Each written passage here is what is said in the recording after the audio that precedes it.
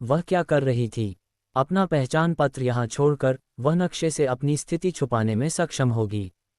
क्या वह कुछ ऐसा कर रही थी जिसे वह दूसरों को खोजने नहीं दे सकती थी? पिछले सप्ताह में आकर्ष सिंघानिया ने जब भी वापस आकर मृदुला सिंह को एक बार भी नहीं देखा था।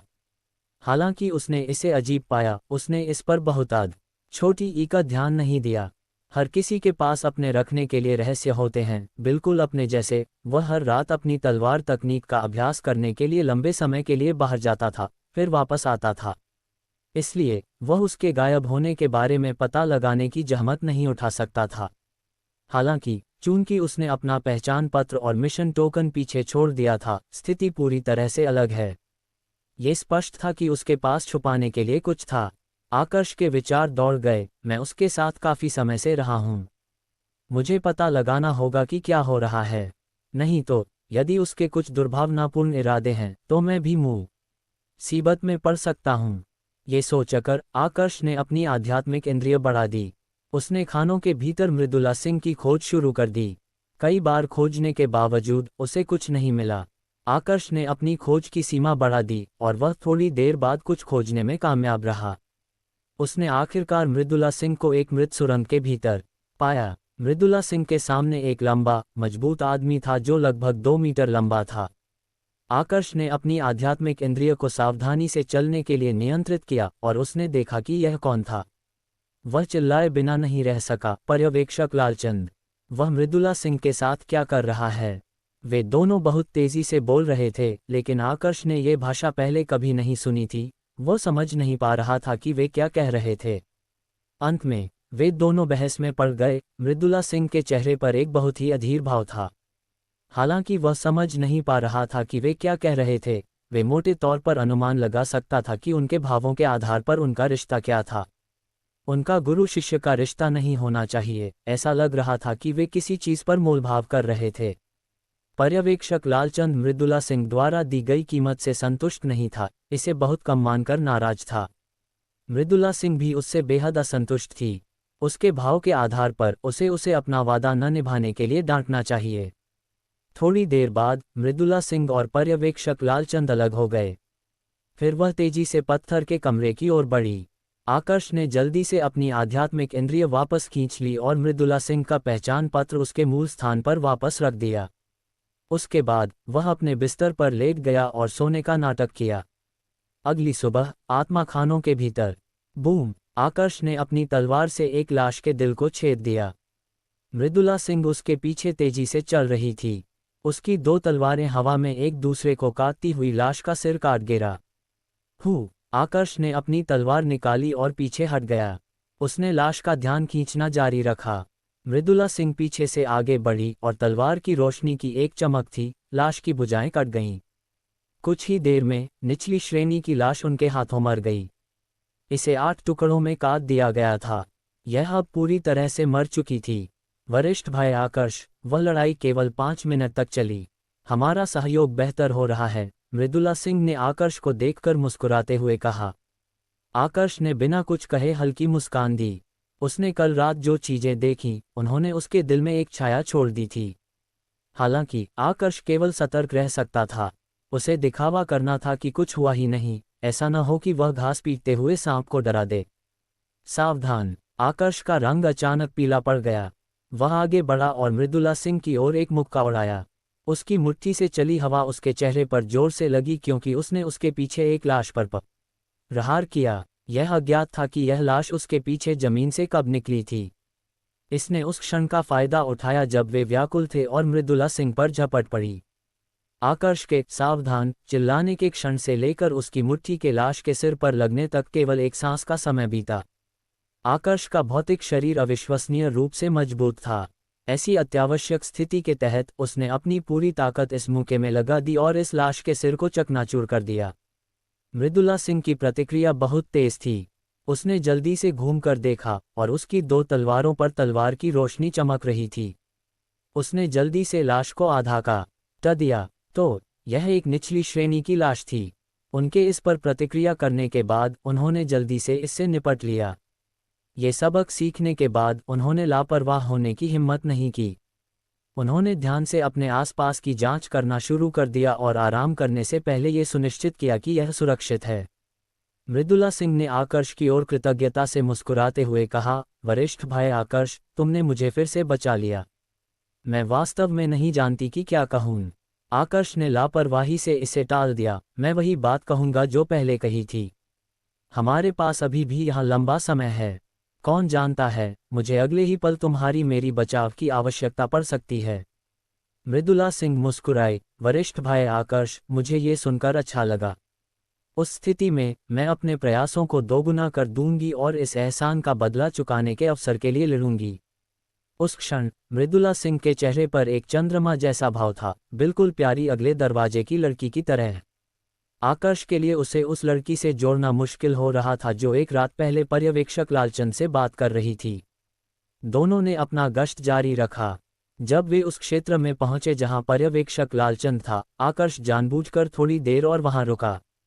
पर्यवेक्षक लालचंद ने पहले की तरह व्यवहार किया। उसने वह करना छोड़ दिया जो वह कर रहा था और उन दोनों का अभिवादन किया, महोदय और महोदया को प्रणाम। आकर्ष ने उसकी सावधानीपूर्वक जांच करने के लिए अपनी आध्यात्मिक इंद्रिय का उपयोग किया। पहले की तरह उसके शरीर में कोई मार्शल स्पिरिट नहीं थी। वह एक साधारण व्यक्ति लग रहा था। आकर्ष निराश महसूस किए बिना नहीं रह सका। पर्यवेक्षक लालचंद में स्पष्ट रूप से कुछ गड़बड़ थी। उसकी आंखें अन्य खनिकों की तुलना में अधिक चमकीली थीं। अतीत में आकर्ष इसे इस रूप में समझा सकता था कि वह अधिक आशावादी था, अन्य खनिकों की तरह सुन्न नहीं था। हालांकि पिछली रात के बाद उसने यह विश्वास करने से इनकार कर दिया। हालांकि वह ये पता लगाने में सक्षम नहीं था कि क्या गड़बड़ थी। चाहे वह किसी भी कोण से देखे, वह एक साधारण व्यक्ति था जो कठोर काम करता था। ये छोटा सा अपना काम जारी रखेगा और महोदय और महोदया को नहीं रोकेगा। पर्यवेक्षक लालचंद ने उनका अभिवादन करने के बाद विदा ली। जिस क्षण मृदुला सिंह ध्यान नहीं दे रही थी, उसका फायदा उठाते हुए आकर्ष ने अचानक एक खनिक को धक्का दे दिया जो एक खनिक की गाड़ी धकेल रहा था। वह व्यक्ति तुरंत असंतुलित हो गया और खान की गाड़ी पलट गई, पर्यवेक्षक लालचंद की ओर गिर रही थी। गड़गड़ाहट। खान की गाड़ी में सभी आत्मा पत्थर के कच्चे अयस्क बाहर गिर गए। खान की गाड़ी गिरी और पर्यवेक्षक लालचंद को दबा दिया। आसपास के खनिक जल्दी से आए और पर्यवेक्षक लालचंद को बाहर निकालने में मदद की। क्या हो रहा है? मृदुला सिंह मुड़ी और संदेह से पूछा। कुछ नहीं, बस एक साधारण दुर्घटना। चलो चलते हैं, आकर्ष ने मन ही मन आह भरी। पर्यवेक्षक लालचंद ने एक साधारण व्यक्ति की तरह व्यवहार किया। जब उस पर अचानक हमला किया गया तो उसने एक साधारण व्यक्ति जो कर सकता था उससे अधिक कुछ भी प्रकट नहीं किया। आत्मा खाने, 8वीं परत, मुख्यालय। लापता खनिकों के गायब होने की जांच करने वाले एक साधक ने यशपाल वर्मा को बताया, वरिष्ठ यशपाल, हमें अभी भी लापता खनिक नहीं मिले हैं। इसके अलावा इस परत के कुछ खनिक हर दिन लापता हो गए हैं। हालांकि चूंकि एक ही समय में बहुत अधिक लापता नहीं हो रहे हैं, इससे सामूहिक हिस्ट बड़ी रिया नहीं हुआ है। यशपाल वर्मा ने उदासीनता से कहा, जांच जारी रखो। लापता लोगों की कुल संख्या का आंकड़ा तैयार करो। फिर हर दिन मुझे इसकी रिपोर्ट करो। खानों में दिन बहुत तेजी से बीत रहे थे। पलक झपकते ही एक और सप्ताह बीत चुका था। आकर्ष पहले से ही इस जगह में आधा महीना बिता चुका था। उसकी गतिविधियां भी नियमित हो गई थीं। वह दिन में अपना गश्त करता था और रात के दौरान अपनी तलवार तकनीक को निखारता था, साथ ही स्वच्छंद पवन प्रहार का अभ्यास करता था। उसने पहले ही स्वच्छंद पवन प्रहार को लघु पूर्णता तक अभ्यास कर लिया था। जब वह अपनी तलवार खींचता था तो वह अपनी हत्या की ऊर्जा को पूरी तरह से ठंडी हवा के भीतर छिपा सकता था बिना उसका कुछ भी बाहर निकले। वह धीरे धीरे मध्यम पूर्णता की ओर बढ़ रहा था। दिन उबाऊ होने के अलावा यह अभी भी काफी शांतिपूर्ण था। एकमात्र समस्या ये थी कि वे साधना नहीं कर सकते थे। आने से पहले बैंगनी वज्र दिव्य मंत्र पहले ही तीसरी परत की महान पूर्णता तक पहुंच चुका था। वह मूल रूप से इस महीने चौथी परत में सफलता प्राप्त करने की योजना बना रहा था। बैंगनी वज्र सत्य अग्नि को दूसरे स्तर तक बढ़ा रहा था। उसके बाद वह अपना खुद का जादुई खजाना बनाने में सक्षम होगा। वर्तमान स्थिति को देखते हुए वह केवल जो है उसी के साथ काम चला सकता था। वह जाने के बाद ही इससे निपट सकता था। इस विशेष दिन पर आकर्ष और मृदुला सिंह हमेशा की तरह अपने गश्त के लिए जाने की तैयारी कर रहे थे। हालांकि यशपाल वर्मा अप्रत्याशित रूप से किसी को अपने साथ ले आया। यह मयंक वर्मा है, तुम उससे पहले मिल चुके होगे। उसके मिशन के दौरान कुछ दुर्घटनाएं हुईं, इसलिए वह इसे जारी रखने के लिए यहाँ है, यशपाल वर्मा ने अपने पीछे वाले व्यक्ति की ओर इशारा करते हुए कहा। मयंक वर्मा ने हाथ जोड़कर उनका अभिवादन किया, फिर से मुलाकात हुई। जब वे स्वर्ग दर्शन मंच पर थे, खानों में नीचे आने से पहले उसने सभी के साथ अपना अनुभव साझा किया था। आकर्ष पर उसकी तुलना में बाकी सभी की तुलना में गहरी छाप थी। उसके साथ किस तरह की दुर्घटना हुई कि उसे निचली परतों से यहाँ स्थानांतरित कर दिया गया? बाकी लोगों का क्या हुआ? वह यहाँ अकेला क्यों है? आकर्ष का दिल संदेह से भर गया। यशपाल वर्मा के जाने के बाद आकर्ष के बोलने से पहले मृदुला सिंह ने अधीरता से पूछा, वरिष्ठ भाई मयंक, तुम्हें क्या हुआ? अन्य वरिष्ठ भाई कहाँ हैं? उद्धरण चिन्ह। मयंक वर्मा ने एक भय से भरा भाव दिखाया क्योंकि उसने जवाब दिया, सब मर गए। उन्होंने उच्च श्रेणी आत्मा पत्थर का कच्चा अयस्क खोदा और एक लाश राजा प्रकट हुआ। हम में से कुछ लोग संयोग से वहां से गुजरे। लाश राजा अज्ञात वर्षों से उच्च श्रेणी आत्मा पत्थर के कच्चे अयस्क के पास था। ये वास्तव में जीवित होने पर इसकी मार्शल तकनीकों का उपयोग कर सकता था। इसके अलावा इसमें उच्च आध्यात्मिक बुद्धि थी। उच्च श्रेणी आत्मा पत्थर, उनके दिलों में सदमा था। इस आत्मा शिरा के लिए उच्च श्रेणी आत्मा पत्थर का उत्पादन करना, ये चौंकाने वाला था। प्राचीन युग के बाद से त्यानवु महाद्वीप में आध्यात्मिक ऊर्जा पतली हो गई है। इस समय यहाँ तक कि महान जिन राष्ट्र जिसमें सबसे घनी आध्यात्मिक ऊर्जा थी, उस युग की तुलना नहीं कर सकता था। जहाँ तक अन्य 4 राष्ट्रों की बात थी, उनकी आध्यात्मिक ऊर्जा और भी पतली थी। मध्यम श्रेणी आत्मा पत्थर का प्रकट होना पहले से ही एक सुखद आश्चर्य था। स्वर्गीय तलवार मंडप की आत्मा शिरा में उच्च श्रेणी आत्मा पत्थर के कच्चे अयस्क का प्रकट होना अप्रत्याशित था। एक उच्च श्रेणी आत्मा पत्थर का मूल्य 1000 मध्यम श्रेणी आत्मा पत्थर के बराबर था। हालांकि यदि कोई उच्च श्रेणी आत्मा पत्थर के बदले में देना चाहता था तो कोई भी तैयार नहीं होगा। वे बस बहुत दुर्लभ थे। उनमें ऊर्जा विशाल और शुद्ध थी, यहाँ तक कि मार्शल राजा या मार्शल मोनाक भी इससे आकर्षित होंगे। आकर्ष की वर्तमान साधना के साथ यदि वह एक उपयुक्त साधना तकनीक पा सकता है तो एक उच्च श्रेणी आत्मा पत्थर को अवशोषित करके वह तुरंत मार्शल संत में उन्नत हो सकता था। इसके अलावा इसका कोई दुष्प्रभाव नहीं होगा। भविष्य में उसकी साधना को प्रभावित करने के बारे में चिंता करने की कोई आवश्यकता नहीं थी। आकर्ष ने अपने विचारों को वापस इकट्ठा किया और पूछा, उसके बाद क्या हुआ? क्या वे लाश राजा से उच्च श्रेणी आत्मा पत्थर का कच्चा अयस्क प्राप्त करने में सफल रहे? क्या तुम लाश राजा को मारने में सफल रहे? मयंक वर्मा ने उत्तर दिया, लाश राजा के पास एक ताकत थी जो मार्शल मोनाक के करीब थी। इसके अलावा इसका शरीर स्टील जितना कठोर था। एक नियमित तलवार इसे घायल करने में सक्षम नहीं थी। उन्होंने दिव्य तलवार शिविर से 10 शिखर तलवारबाजों को सक्रिय किया। हालांकि यह अंत में भागने में सफल रहा। फिर भी हम उच्च श्रेणी आत्मा पत्थर का कच्चा अयस्क छीनने में कामयाब रहे। आकर्ष और मयंक वर्मा ने ध्यान नहीं दिया कि जब मयंक वर्मा ने कहा कि लाश राजा नहीं मरा तो मृदुला सिंह के चेहरे पर एक अजीब नज़र थी। मयंक वर्मा ने आगे कहा, मैं वास्तव में तुम दोनों से ईर्ष्या करता हूँ। खानों की 8वीं परत शांतिपूर्ण होने के लिए प्रसिद्ध है। यहाँ पहले कभी कोई बड़ी घटना नहीं हुई है। मुझे नहीं पता कि तुम दोनों इस जगह पर असाइन होने में कैसे कामयाब रहे। अतीत में ऐसा कभी नहीं हुआ है। आकर्ष अब यशपाल वर्मा का आभारी महसूस करने लगा था। यदि यह यशपाल वर्मा के लिए नहीं होता तो शायद उसका सामना लाश राजा से हो जाता। कौन जानता, अब तक वह भी एक लाश बन चुका होता। आने वाले दिनों में ज़्यादा बदलाव नहीं हुए। आकर्ष अभी भी दिन में गश्त करता और रात में अभ्यास करता रहा। एकमात्र अंतर अब यह था कि 2 की जगह 3 लोग थे। दिन अब पहले जितना उबाऊ नहीं रह गया था। वे तीनों आपस में काफ़ी बातें करते थे। मृदुला सिंह अभी भी लंबे समय के लिए बाहर जाती थी। वह जो कुछ भी करती थी वह पिछले दिनों जैसा ही था और वह कभी कभी पर्यवेक्षक लालचंद से मिलती थी। आकर्ष अभी भी यह समझने में असमर्थ था कि वे क्या कह रहे थे, इसलिए वह सतर्क रहने के अलावा कुछ नहीं कर सकता था। श्वा, एक मृत सुरंग के भीतर आकर्ष हवा में था। तलवार खींचने से पहले ही एक ठंडी हवा बह चुकी थी। चंद्र छाया तलवार के खींचे जाने के बाद ठंडी हवा के बीच एक हल्की तलवार की रोशनी थी। ठंडी हवा तुरंत समाप्त हो गई। उतरने के बाद आकर्ष के चेहरे पर खुशी का भाव था। वह आखिरकार स्वच्छंद पवन प्रहार के दूसरे चरण को क्रियान्वित करने में सफल हो गया था। स्वच्छंद पवन प्रहार के कुल 3 चरण थे। पहला चरण अपनी हत्या की ऊर्जा को छिपाना था, अपने शरीर की हत्या की भावना को मिटाना और दूसरों के लिए उस पल को जल्दी से समझना असंभव बनाना जब वह हमला करने वाला था। स्वच्छंद पवन प्रहार। स्वच्छंद पवन प्रहार। क्या स्वच्छंद हवा पहले आती है या प्रहार पहले आता है? यदि स्वच्छंद हवा तलवार से पहले आती है तो निश्चित रूप से यह प्रहार से पहले आनी चाहिए। हालांकि यदि वह तलवार खींचकर हवा का प्रवाह नहीं बना सकता तो ठंडी हवा कैसे हो सकती है?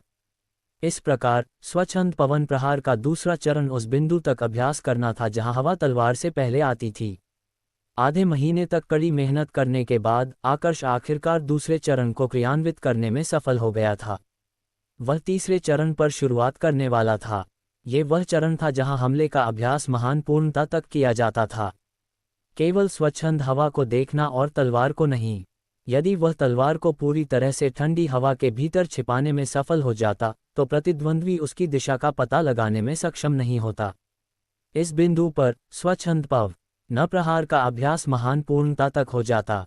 मैंने आखिरकार इसे सीख लिया। लगता है मेरी प्रतिभा बहुत बुरी नहीं है।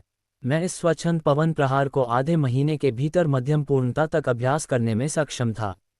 हो सकता है कि मैं इसे महीने के अंत तक महान पूर्णता तक अभ्यास कर सकूं, आकर्ष ने खुशी से कहा। आकर्ष ने अभ्यास जारी रखा। पहले की तरह जब उसकी ऊर्जा सूख गई तो वह पत्थर के कमरे में वापस जाने लगा। युवा स्वामी आकर्ष। एक धीमी अस्पष्ट आवाज सुनाई दी। आकर्ष इस आवाज से परिचित था। सामान्य रूप से जब खनिक और पर्यवेक्षक आकर्ष से मिलते थे तो वे इस तरह उसका अभिवादन करते थे। जब वह मुड़ा तो यह एक पर्यवेक्षक था जिससे वह अक्सर मिलता था। ऐसा लग रहा था कि वह गहरे अंधेरे सुरंगों में इंतजार कर रहा था।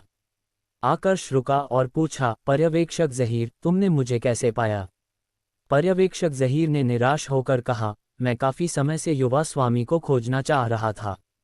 मेरे प्रभारी खनिकों ने सुना है कि युवा स्वामी अक्सर रात में अपनी तलवार का अभ्यास करने के लिए बाहर आते हैं, इसलिए मैंने यहाँ इंतजार किया।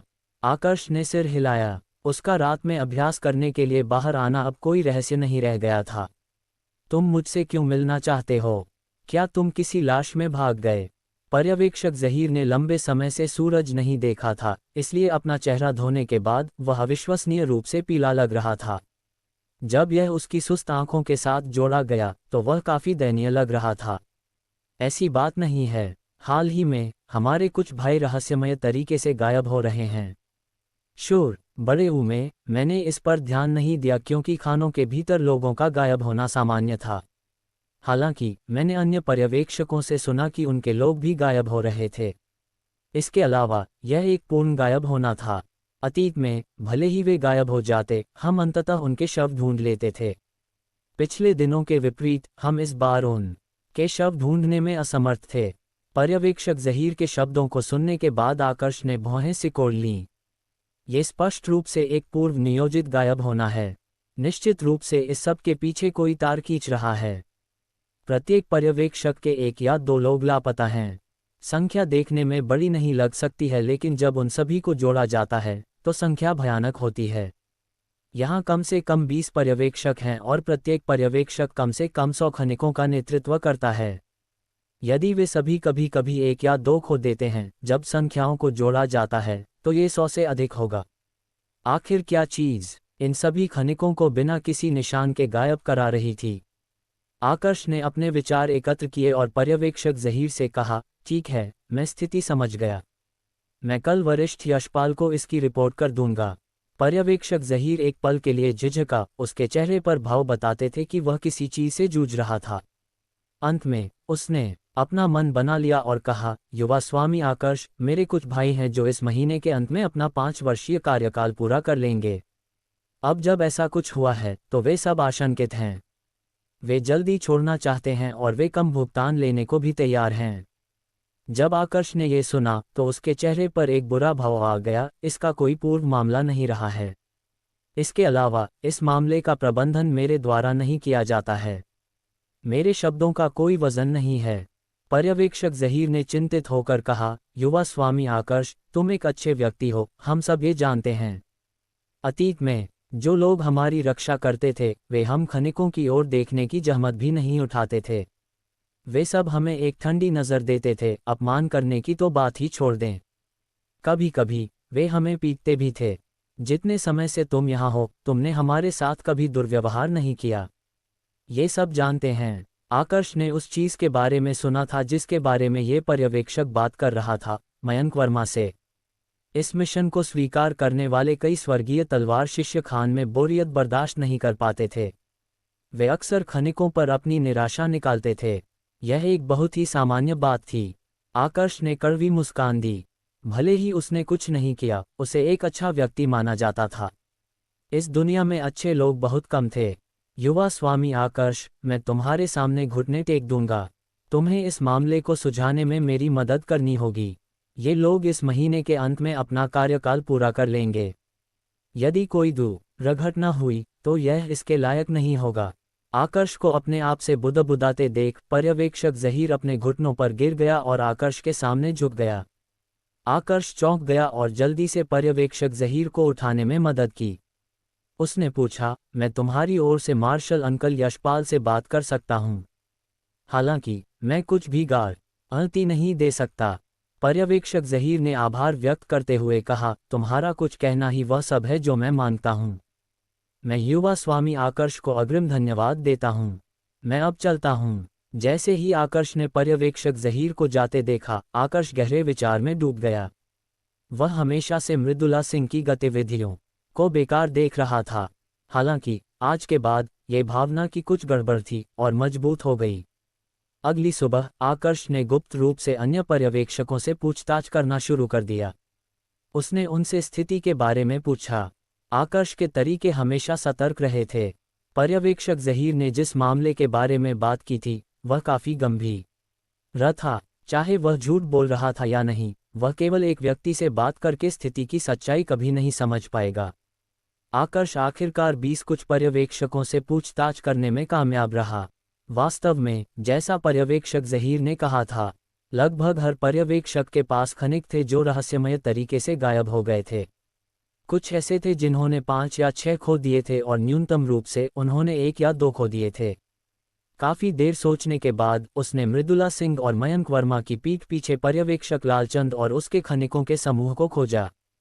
ओह युवा स्वामी आकर्ष, आज तुम अकेले कैसे? दूसरे युवा स्वामी और युवा स्वामिनी कहाँ हैं? हमेशा की तरह जब पर्यवेक्षक लालचंद ने आकर्ष को देखा तो उसने गर्मजोशी से उसका अभिवादन किया। आकर्ष ने उसके कथन को स्वीकार करने के लिए सिर हिलाया और कहा, पर्यवेक्षक लालचंद, क्या तुम्हारे अधीनस्थ रहस्यमय तरीके से बिना किसी निशान के गायब हो रहे हैं? पर्यवेक्षक लालचंद ने जवाब देने से पहले याद करने की कोशिश की, मैंने ऐसा कुछ बिल्कुल नहीं सुना। मेरे सभी लोग लापता नहीं हैं। क्या हुआ युवा स्वामी, क्या कुछ हुआ? जब पर्यवेक्षक लालचंद बोल रहा था, आकर्ष ने ध्यान से उसके भाव का निरीक्षण किया। पहले की तरह उसे कुछ भी नहीं मिला। आकर्ष ने उदासीनता से कहा, कुछ नहीं, बस एक सामान्य सवाल। मैं अब चलता हूँ। आकर्ष एक कोने के आसपास मुड़ा और रुक गया। उसने अपनी आध्यात्मिक इंद्रिय को एक महीन तार में बदल दिया और पर्यवेक्षक का निरीक्षण करना जारी रखा। मुझे विश्वास नहीं होता कि तुम इतने लंबे समय तक अपने आप को छुपा सकते हो। पर्यवेक्षक रक्षक ने क्या पूछा? कुछ खनिक आए और पूछा। पर्यवेक्षक लालचंद ने अपने हाथ हिलाए और कहा, बस अपना काम करो, इतने सवाल मत पूछो। काफी देर निरीक्षण करने के बाद पर्यवेक्षक लालचंद अपने सामान्य रूप जैसा लग रहा था। उसने खनिकों के एक समूह का नेतृत्व किया और गंभीरता से खनन पर काम किया। उसके भाव में कोई बदलाव नहीं था। आकर्ष के प्रश्न के परिणामस्वरूप कोई अजीब बदलाव नहीं थे। क्या ये हो सकता है कि मृदुला सिंह से मिलने वाला व्यक्ति पर्यवेक्षक लालचंद नहीं था? आकर्ष को अपने संदेह हुए क्योंकि उसने सोचा, एक साधारण व्यक्ति अपने आप को इतनी गहराई से कैसे छुपा सकता है? आकर्ष ने अपनी आध्यात्मिक इंद्रिय वापस खींच ली और सिर हिलाया। कुछ ऐसा था जिसे वह समझ नहीं पा रहा था। आकर्ष के जाने और दूर जाने के बाद पर्यवेक्षक लालचंद ने अपने हाथ में कुदाली फेंक दी। उसकी नज़र ऐसी लग रही थी मानो वह दीवार के पार देख सकता हो और आकर्ष को जाते हुए देख सकता हो। उसकी आंखों ने एक हत्या का इरादा प्रकट किया। जब आकर्ष इस परत के मुख्यालय में पहुंचा तो वह संयोग से यशपाल वर्मा से मिल गया। उसने जल्दी से जाकर यशपाल वर्मा को वह सब कुछ बताया जिसकी उसने जांच की थी। जब उसने समाप्त किया तो उसने यशपाल वर्मा को पर्यवेक्षक ज़हीर के अनुरोध के बारे में बताया। ये सुनने के बाद यशपाल वर्मा ने उदासीनता से कहा, ठीक है, मैं स्थिति समझ गया। तुम पहले वापस जा सकते हो। जब आकर्ष ने देखा कि यशपाल वर्मा को कोई परवाह नहीं लग रही थी तो उसने चिंतित होकर कहा, मार्शल अंकल यशपाल, इन लोगों का कार्यकाल वैसे भी समाप्त होने वाला है। उनका भुगतान कम करके और उन्हें जल्दी छोड़ देने में कोई समस्या नहीं होनी चाहिए, है न? यशपाल वर्मा बहुत व्यस्त लग रहा था क्योंकि वह पहले से ही जाने की तैयारी कर चुका था। जब उसने आकर्ष के शब्द सुने तो वह रुका और बोला, तुम केवल समस्या को अपने कोण से देख रहे हो। 50 खनिकों के जाने में कोई समस्या नहीं है। आखिरकार उनका कार्यकाल लगभग समाप्त हो चुका है। हालांकि क्या तुमने इस बारे में सोचा है, इस परत में लगभग 2000 खनिक हैं। इस समय पहले से ही सबके दिलों में चिंताएं हैं। यदि इस समय खनिकों का एक बड़ा समूह चला गया तो क्या तुमने परिणामों के बारे में सोचा है? उद्धरण चिन्ह। यदि इस समय लोगों का एक बड़ा समूह जा रहा था तो यह निश्चित रूप से बाकी खनिकों में दहशत पैदा करेगा। कुछ समय बाद स्थिति एक ऐसे बिंदु तक बढ़ सकती थी जहां इसे सुलझाना असंभव था। आकर्ष ने तुरंत इस परिदृश्य के बारे में सोचा। हालांकि तर्क सही था, आकर्ष को लगता रहा कि कुछ गड़बड़ थी। तुम्हें पहले जाना चाहिए, हम पहले से ही इस स्थिति के बारे में जानते थे। मैं कुछ दिनों में इससे निपट लूंगा, यशपाल वर्मा ने आकर्ष को सांत्वना दी जब उसने देखा कि वह चुप था। आकर्ष ने थोड़ी देर सोचा, फिर बोला, मार्शल अंकल यशपाल, अभी मत जाए। मुझे अभी भी कुछ और बताना है। काफी देर सोचने के बाद, हालांकि उसके पास कोई सबूत नहीं था, आकर्ष ने आखिरकार यशपाल वर्मा को मृदुला सिंह और पर्यवेक्षक लालचंद के मामले के बारे में बताने का फैसला किया। ये सुनने के बाद यशपाल वर्मा के भाव में अभी भी कोई बदलाव नहीं आया। हम सब एक ही संप्रदाय से हैं। यदि कोई सबूत नहीं है तो उनके खिलाफ छोटी रिपोर्ट मत करो। आकर्ष ने असंबद्ध महसूस किया क्योंकि उसने कहा, मार्शल अंकल यशपाल, मैं। यशपाल वर्मा ने उसे टोक दिया और कहा, आगे बोलने की कोई आवश्यकता नहीं है। जल्दी वापस जाओ। यदि तुम बिना सबूत के फिर से ऐसी रिपोर्ट बनाते हो तो मैं कोई दया नहीं दिखाऊंगा। उसी रात खान की 8वीं परत, एक मृत सुरंग के भीतर। पर्यवेक्षक लालचंद ने मृदुला सिंह से कहा, वह साथी जो तुम्हारे साथ नीचे आया था, उसे कुछ संदेह हुआ लगता है। उसने आज एक बार मेरी परीक्षा लेने की कोशिश की। मृदुला सिंह ने आश्चर्यचकित महसूस नहीं किया, कोई समस्या नहीं है, उसके पास सबूत नहीं है। इसके अलावा वह दखलंदाज व्यक्ति नहीं है। पर्यवेक्षक लालचंद को अभी भी चिंता थी, क्या हमें उसे चुप करा देना चाहिए? मैं अभी भी तैयार नहीं हूं। यदि यह साथी हमारे लिए चीजें बिगाड़ देता है तो मुसीबत होगी। मृदुला सिंह ने सिर हिलाया, उसकी कोई आवश्यकता नहीं है। हम बस अपना ऑपरेशन कल तक बढ़ा देंगे, इतना ही काफी होगा। जब पर्यवेक्षक लालचंद ने यह सुना तो उसका रंग बदल गया। उसने सदमे में कहा, हम कल अपना कदम उठाएं। ये बहुत जल्दबाजी है। जितना अधिक समय मैं उस चीज को परिष्कृत करूंगा वह उतनी ही मजबूत होगी। इसे महीने के अंत में करना अधिक सुरक्षित होगा। मृदुला सिंह ने उदासीनता से कहा, हमारे पास 2 उत्परिवर्तित लाश राजा भी हैं और साथ ही वह लाश राजा भी है जिसे हमने अभी खोजा है। कुल मिलाकर 3 लाश राजा हैं। प्रत्येक आशा राजा के पास एक मार्शल मोनाक की ताकत है। हमें अधिकांश चीजों से निपटने में सक्षम होना चाहिए। समझौते के अनुसार तुम्हें मेरा भुगतान आधा बढ़ाना होगा। मैं यहाँ पहले से ही 10 वर्षों से हूँ और एक असहनीय जीवन जी रहा हूँ। मैं अब इससे बहुत ऊब चुका हूँ। जैसे ही पर्यवेक्षक लालचंद ने बात की, उसने एक उत्तेजित भाव प्रकट किया। मृदुला सिंह ने थोड़ी भौहें सिकोड़ लीं, मेरी जाति ने ये योजना 100 वर्षों से तैयार की है। तुम्हारे 10 वर्षों के प्रयास का क्या मूल्य है? जब यह महत्वपूर्ण बिंदु पर पहुंचता है तो तुम अपने शब्दों से पलटना शुरू कर देते हो। ये बहुत अविश्वसनीय है। उद्धरण चिन्ह। पर्यवेक्षक लालचंद खिसियाया, तुम जो कहो, या तो तुम मेरी बात मानो या हम इसे भूल सकते हैं। उसकी आंखों में एक तेज हत्या की ऊर्जा चमक उठी क्योंकि उसकी आभा अचानक बढ़ गई थी। ऐसा लगा जैसे वह किसी भी क्षण हमला करने वाली थी। पर्यवेक्षक लालचंद ने उदासीनता से मुस्कुराते हुए कहा और निडर होकर आगे बढ़ा। आखिरकार मृदुला सिंह ने समझौता कर लिया। उसने ठंडी हंसी हंसते हुए कहा, जैसी तुम्हारी इच्छा। मैं तुम्हें मिलने वाले मध्यम श्रेणी आत्मा पत्थरों को बढ़ाकर 3000 कर दूंगी। दूसरी सुरंग में आकर्ष सिंघानिया बेचैन मनस्थिति में था। वह अपनी तलवार का अव्यवस्थित तरीके से अभ्यास कर रहा था। रात्रि मोतियों द्वारा उज्ज्वल रूप से जलाई गई सुरंग में हवा के हिंसक झोंके पैदा कर रहा था। तलवार की रोशनी अक्सर चमक रही थी और कभी कभी हवा में चीखें सुनाई दे रही थीं। आकर्ष ने लापरवाही से तलवार तकनीकों का एक सेट अभ्यास किया। जब उसकी आभा अपने शिखर तक बढ़ गई तो वह जोर से चिल्लाया। उसने अपनी चंद्र छाया तलवार को हिंसक रूप से फेंक दिया। तलवार चमकी क्योंकि यह पत्थर की दीवार में चुभ गई। श्वा श्वा दीवार से काली चट्टानें लगातार गिर रही थीं। चंद्र छाया तलवार का फल पूरी तरह से दीवार में दब गया था। आकर्ष की निराशा और क्रोध स्पष्ट रूप से देखी जा सकती थी। ये कहा जा सकता था कि आकर्ष ने जानकारी प्राप्त करने के लिए अपनी पूरी कोशिश की थी। उसने कोई पुरस्कार प्राप्त करने के बारे में नहीं सोचा था, वह बस चाहता था कि यशपाल वर्मा इस पर अधिक ध्यान दें। किसे पता था कि यशपाल वर्मा बस उसे एक चुगलखोर के रूप में लेबल कर देगा। इससे आकर्ष बहुत उदास हो गया। उसने खुद को शांत करने से पहले कुछ गहरी सांसें लीं। ऐसा लग रहा था कि पर्यवेक्षक ज़हीर का मामला टल गया था। उसे नहीं पता था कि कल उसका सामना कैसे करना है। कोई बात नहीं, गाड़ी पहाड़ के पास पहुंचने पर अपना रास्ता खुद ढूंढ लेगी, आकर्ष ने मन ही मन आह भरी। जब तक वह ये सुनिश्चित कर सकता था कि महीने के अंत से पहले कुछ भी बड़ा न हो, ये ठीक रहेगा। ये सिर्फ एक लड़की और साधारण खनिक हैं। मुझे और अधिक सतर्क रहना चाहिए, भले ही मुझे विश्वास न हो कि वे कोई बड़ी समस्या पैदा कर सकते हैं।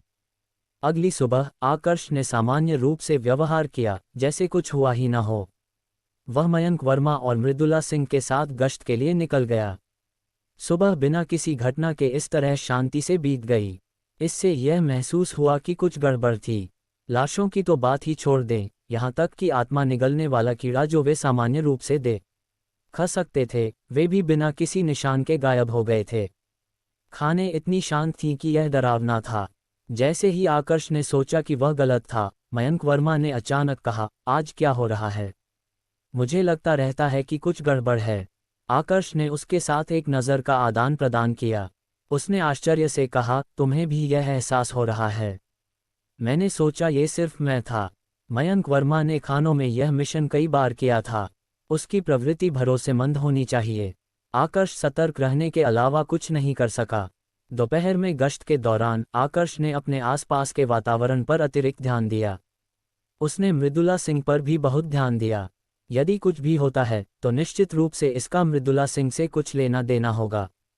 जब तक मैं उस पर नज़र रखूं, मुझे इससे निपटने में सक्षम होना चाहिए। जब वे एक ऐसे क्षेत्र में पहुंचे जहां रास्ते विभाजित हो गए, जहां वे अक्सर आते थे, आकर्ष ने 2 मृत सुरंगों की अनदेखी की और बाईं ओर अच्छी रोशनी वाली सुरंग की ओर चल दिया। युवा स्वामी आकर्ष, क्या तुम हो? आकर्ष दूर नहीं गया था कि अचानक एक मृत सुरंग से एक कमजोर आवाज आई। वह जल्दी से रुका और एक मृत सुरंग में देखने के लिए चला गया। उसने अपनी आध्यात्मिक इंद्रिय बढ़ाई और उस व्यक्ति का रूप देखा।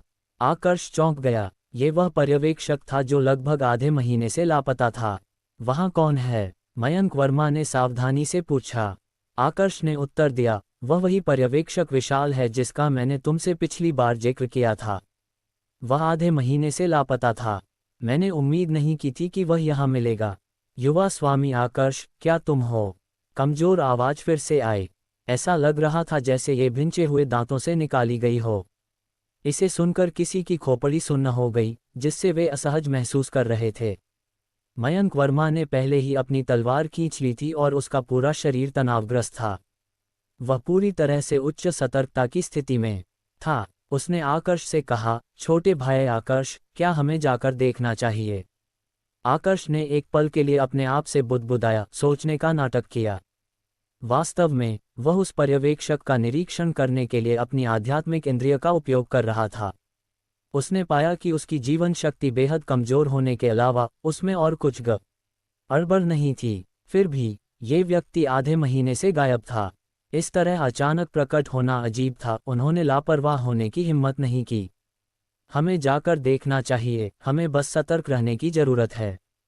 आकर्ष ने चंद्र छाया तलवार की मूठ पकड़ ली क्योंकि उसने मयंक वर्मा को मृत सुरंग में ले जाया। जब वे पास आए तो उन्होंने पाया कि पर्यवेक्षक विशाल जमीन पर पड़ा था। वह कमजोरी से दीवार के सहारे झुक रहा था और हाँफते हुए कराह रहा था। जब आकर्ष ने ये देखा तो उसने अपना बचाव कम कर दिया। आकर्ष ने पानी की एक बोतल निकाली और उसे दी। पर्यवेक्षक विशाल ने खुशी का भाव दिखाया। उसने पानी की बोतल लेने के लिए अपना हाथ बढ़ाया। पूछी, खन छन। आकर्ष ने कोई गड़बड़ नहीं देखी। हालांकि उसने केवल आधा ही हाथ बढ़ाया था कि बगल में मयंक वर्मा ने अपनी तलवार से वार किया। उसकी तलवार ने हवा को तोड़ा। ये बेहद तेज थी और पूरी तरह से अपरिहार्य थी। तेज तलवार के फल ने पर्यवेक्षक विशाल की भुजा पर प्रहार किया, लेकिन कुछ अजीब हुआ। पर्यवेक्षक विशाल का हाथ घायल नहीं हुआ, इसने एक धात्विक ध्वनि भी दी। आकर्ष के भाव बदल गए और वह जल्दी से पीछे हट गया। जमीन पर पड़ा पर्यवेक्षक विशाल उछला और तेजी से खड़ा हो गया। उसने अपना दिखावा पूरी तरह से उतार फेंका था और उसके शरीर से एक सड़ने की बदबू आ रही थी। उसके कपड़े फट गए, सूखी काली त्वचा प्रकट हुई। तुमने कैसे पता लगाया कि कुछ गड़बड़ थी? आकर्ष ने मयंक वर्मा से पूछा। मयंक वर्मा ने जल्दी से उत्तर दिया, उसकी उंगलियां सब काली थीं, उन्होंने पूरी तरह से एक इंसान का रूप खो दिया था। तो ऐसा था? आकर्ष ने सदमे में पर्यवेक्षक विशाल को देखा। आधे महीने तक न देखने के बाद पर्यवेक्षक विशाल एक लाश में बदल गया था। गा गा गा गा। पर्यवेक्षक विशाल के मुंह से एक अजीब हंसी आई। उसने स्पष्ट रूप से कहा, मैं मूल रूप से तुम्हें एक आश्चर्य देना चाहता था। मैंने उम्मीद नहीं की थी कि तुम इसे खोज लोगे। मयंक वर्मा पीला पड़ गया और उसने चुपचाप कहा, कुछ गड़बड़ है। उसके पास अभी भी उसकी चेतना कैसे है? लाश के जहर से संक्रमित होने के बाद उसे एक बिना दिमाग वाली लाश में बदल जाना चाहिए था। आकर्ष ने थोड़ी भौहें सिकोड़ लीं, वह भी समझ नहीं पा रहा था कि क्या हो रहा था। इंसानों का लाशों में बदलना पहले भी हुआ था। हालांकि साधारण लोग जो लाश के जहर से संक्रमित हो जाते थे, बिना दिमाग वाली लाशें बन जाते थे। इन बिना दिमाग वाली लाशों में बहुत अधिक युद्ध क्षमता नहीं होती थी। यहाँ तक कि साधारण लोगों के लिए उनसे बचना आसान होता था। पर्यवेक्षक विशाल कुछ बार अजीब तरह से हंसा, फिर बोला, क्या मेरी तुलना उन बिना दिमाग वाली लाशों से की जा सकती है?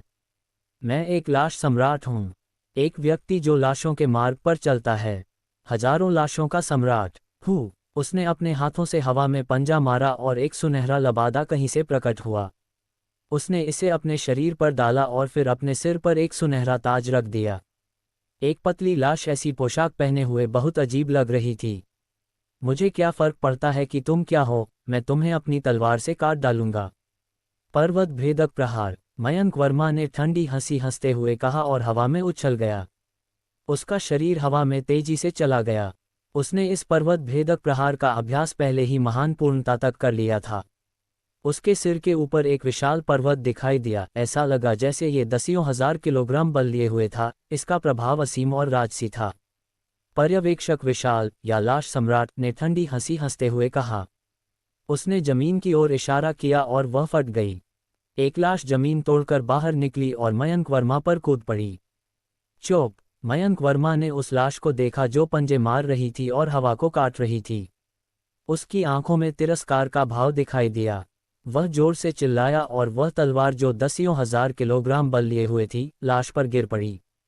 अचानक आकर्ष ने महसूस किया कि कुछ गड़बड़ थी। उसने जल्दी से हवा में लाश को देखा। उसकी आंखों में एक पल के लिए एक बैंगनी रोशनी चमकी और वह लाश की स्थिति स्पष्ट रूप से देख सका। वह उसकी नसों में अनगिनत काली रोशनी बहती देख सका। उसके डेंटियन के स्थान पर घूमती हुई काली ऊर्जा थी, जो एक तूफान की तरह घूम रही थी। आकर्ष चौंक गया। ये लाश स्पष्ट रूप से एक टिक टिक करती बम थी। नसों में बहती काली ऊर्जा फ्यूज थी। एक बार जब वे टूट जाते तो यह फट जाता। इसके अलावा इसका प्रभाव निश्चित रूप से छोटा नहीं था। यदि मयंक वर्मा तैयार नहीं होता तो वह नुकसान में होता। नील ड्रैगन पूंछ प्रहार, आकर्ष चिल्लाया और एक असीम ऊर्जा उसके दाहिने पैर पर एकत्रित हो गई। उसने जमीन पर पैर पटका और वह थोड़ा कांप उठी। अचानक आकर्ष नील ड्रैगन के एक भ्रम में आच्छादित प्रतीत हुआ। ऐसा लगा जैसे वह एक ड्रैगन में बदल गया हो। ड्रैगन की पूंछ हवा में घूमी और एक तीव्र तरंग पैदा की। अंतरिक्ष कांपने लगा। अगले ही पल आकर्ष की आकृति ने हवा में प्रकाश का एक चाप बना दिया। वह तुरंत मयंक वर्मा के सामने पहुंच गया और उसने 3 प्रवाह में बादल छवियां का उपयोग किया। आकर्ष एक असीम सागर में बदल गया और उसने अपनी म्यान से लाश पर धीरे से प्रहार किया। सागर से एक तीव्र लहर उठी और उसने लाश को लाश सम्राट की ओर फेंक दिया। ये पहली बार था जब आकर्ष ने नील ड्रैगन बादल विचरण कला से एक उच्च स्तरीय तकनीक का उपयोग किया था। स्वर्ग श्रेणी की गति तकनीक का सच्चा प्रभाव प्रकट होने के बाद उसकी गति तुरंत शिखर तक बढ़ गई थी। न केवल मयंक वर्मा प्रतिक्रिया करने में असमर्थ था, लाश सम्राट भी प्रतिक्रिया करने में असमर्थ था। लाश उनके बीच की आधी दूरी तक उड़ चुकी थी, इससे पहले कि लाश सम्राट प्रतिक्रिया कर पाता। उसके सूखे चेहरे ने एक अजीब मुस्कान दिखाई क्योंकि उसने अपनी उंगली फोड़ी। बूम! लाश हवा में फट गई, टुकड़ों में बदल गई। यह ऊर्जा की एक काली गेंद में बदल गई, अपने आसपास फैल रही थी। जब मयंक वर्मा का पर्वत भेदक प्रहार ऊर्जा की गेंद पर लगा तो ऐसा लगा जैसे वे बराबर थे। वह हवा में कलाबाजी खाकर फिर मजबूती से जमीन पर उतरा। बिना निशान का बहता पानी। आकर्ष हवा में ही रहा और उसने आसानी से 3 प्रवाह में बादल छवियां से एक तकनीक क्रियान्वित की। म्यान बहते पानी की कोमलता के साथ चली, काली ऊर्जा की गेंद को बिना किसी निशान के दूर धकेल दिया। जब काली ऊर्जा की गेंद बिखर गई, आकर्ष और मयंक वर्मा ने सावधानी से लाश सम्राट को देखा। हालांकि इसने खुद को लाश सम्राट कहा, इसके पास एक मार्शल मोनार्क की ताकत नहीं थी। ये लगभग एक मानव मार्शल राजा के बराबर था। फिर भी एक मार्शल राजा ऐसा कुछ नहीं था जिससे वे दोनों निपट सकें। इसके अलावा यह एक राक्षस था और यह बेहद अजीब था। यह एक नियमित मार्शल राजा से काफी मजबूत था। चूंकि तुम मेरे एक प्रहार को सहन करने के बाद भी नहीं मरे, इसलिए मैं तुम्हें छोड़ दूंगा। गा गा गा गा, लाश सम्राट ने अजीब तरह से हंसते हुए कहा। उसने अपना दाहिना हाथ घुमाया और जमीन से लगातार लाशें निकलने लगीं। ध्यान से देखने पर पता चला कि ये लाशें वही लापता खनिक थीं। किसी ने उन्हें विशेष तरीकों का उपयोग करके परिष्कृत किया था। वे नियमित लाशों से कहीं अधिक मजबूत थीं। लाश सम्राट ने अजीब तरह से हंसते हुए कहा, मजे करो, मुझे अभी भी कुछ काम है। गा गा गा गा, लाश सम्राट धीरे धीरे जमीन में धंस गया और जल्दी से बिना किसी निशान के गायब हो गया। हालांकि जमीन अभी भी उतनी ही चिकनी थी जितनी पहले थी, उसमें बिल्कुल भी दरार के निशान नहीं थे। भूमि पलायन मंत्र। जब आकर्ष सिंघानिया ने लाश सम्राट के जाने का तरीका देखा तो उसने तुरंत साधना संग्रह में दर्ज भूमि पलायन मंत्र के बारे में सोचा। उसने अभी जो देखा वह भूमि पलायन मंत्र के लगभग बिल्कुल समान था। हालांकि स्थिति ने उसे इसके बारे में सोचने की अनुमति नहीं दी। उन्हें घेरने वाली लाशें पहले ही तेजी से उन दोनों पर झपट पड़ी थीं। संकरी सुरंग सैकड़ों लाशों से घनी भरी हुई थी। पू पू पू, आकर्ष ने अपने हाथ में म्यान को बहुत तेजी से घुमाया क्योंकि वह बहते पानी में बदल गया। उसने खुद को लाशों पर झोंक दिया। वह उन सभी को पीछे धकेलने में कामयाब रहा और वह कभी कभी मयंक वर्मा की मदद करने में भी सक्षम था। अचानक आकर्ष को कुछ याद आया। वह मुड़ा और अपने पीछे मयंक वर्मा से पूछा, वरिष्ठ भाई मयंक, क्या तुमने छोटी बहन मृदुला को देखा? उद्धरण चिन्ह। मयंक वर्मा के पास एक भयभीत भाव था, फिर उसने इसे अजीब पाया। ये सही है, छोटी बहन मृदुला कहाँ है? वह कब चली गई? धत तेरी, आकर्ष ने अपने दिल में कोसा। आखिर में इतनी देर सतर्क रहने के बाद भी उसने उसे बिना किसी निशान के चुपचाप गायब होने दिया। मृदुला सिंह ने उस समय का फायदा उठाया होगा जब वे पर्यवेक्षक विशाल से विचलित थे और चुपके से निकल गई होगी। मयंक वर्मा ने एक लाश को लात मारकर दूर किया, फिर वह एक तरफ झुका और दूसरे हमले से बच गया। उसके बाद उसने एक लाश पर अपनी तलवार से प्रहार किया, एक धात्विक झनकार पैदा की। ऐसा लगा जैसे उसने धातु पर प्रहार किया हो। लाश बस पीछे धकेल दी गई, वह आधी नहीं कटी। छोटे भाई, हमें क्या करना चाहिए? ये लाशें अभेद्य लगती हैं। इसके अलावा इनकी इतनी संख्या है। मुझे डर है कि मैं कुछ भी नहीं सोच सकता। स्थिति खराब है, मयंक वर्मा ने चिंतित होकर कहा। आकर्ष ने बिना कुछ कहे बस अपने आप से बुदबुदाया। वह ध्यान से कोई समाधान खोज रहा था। ये लाशें केवल एक साधारण मार्शल ग्रैंड मास्टर जितनी तेज और मजबूत थीं। यदि ऐसा है तो मयंक वर्मा की साधना के साथ उसे उन्हें आसानी से मारने में सक्षम होना चाहिए।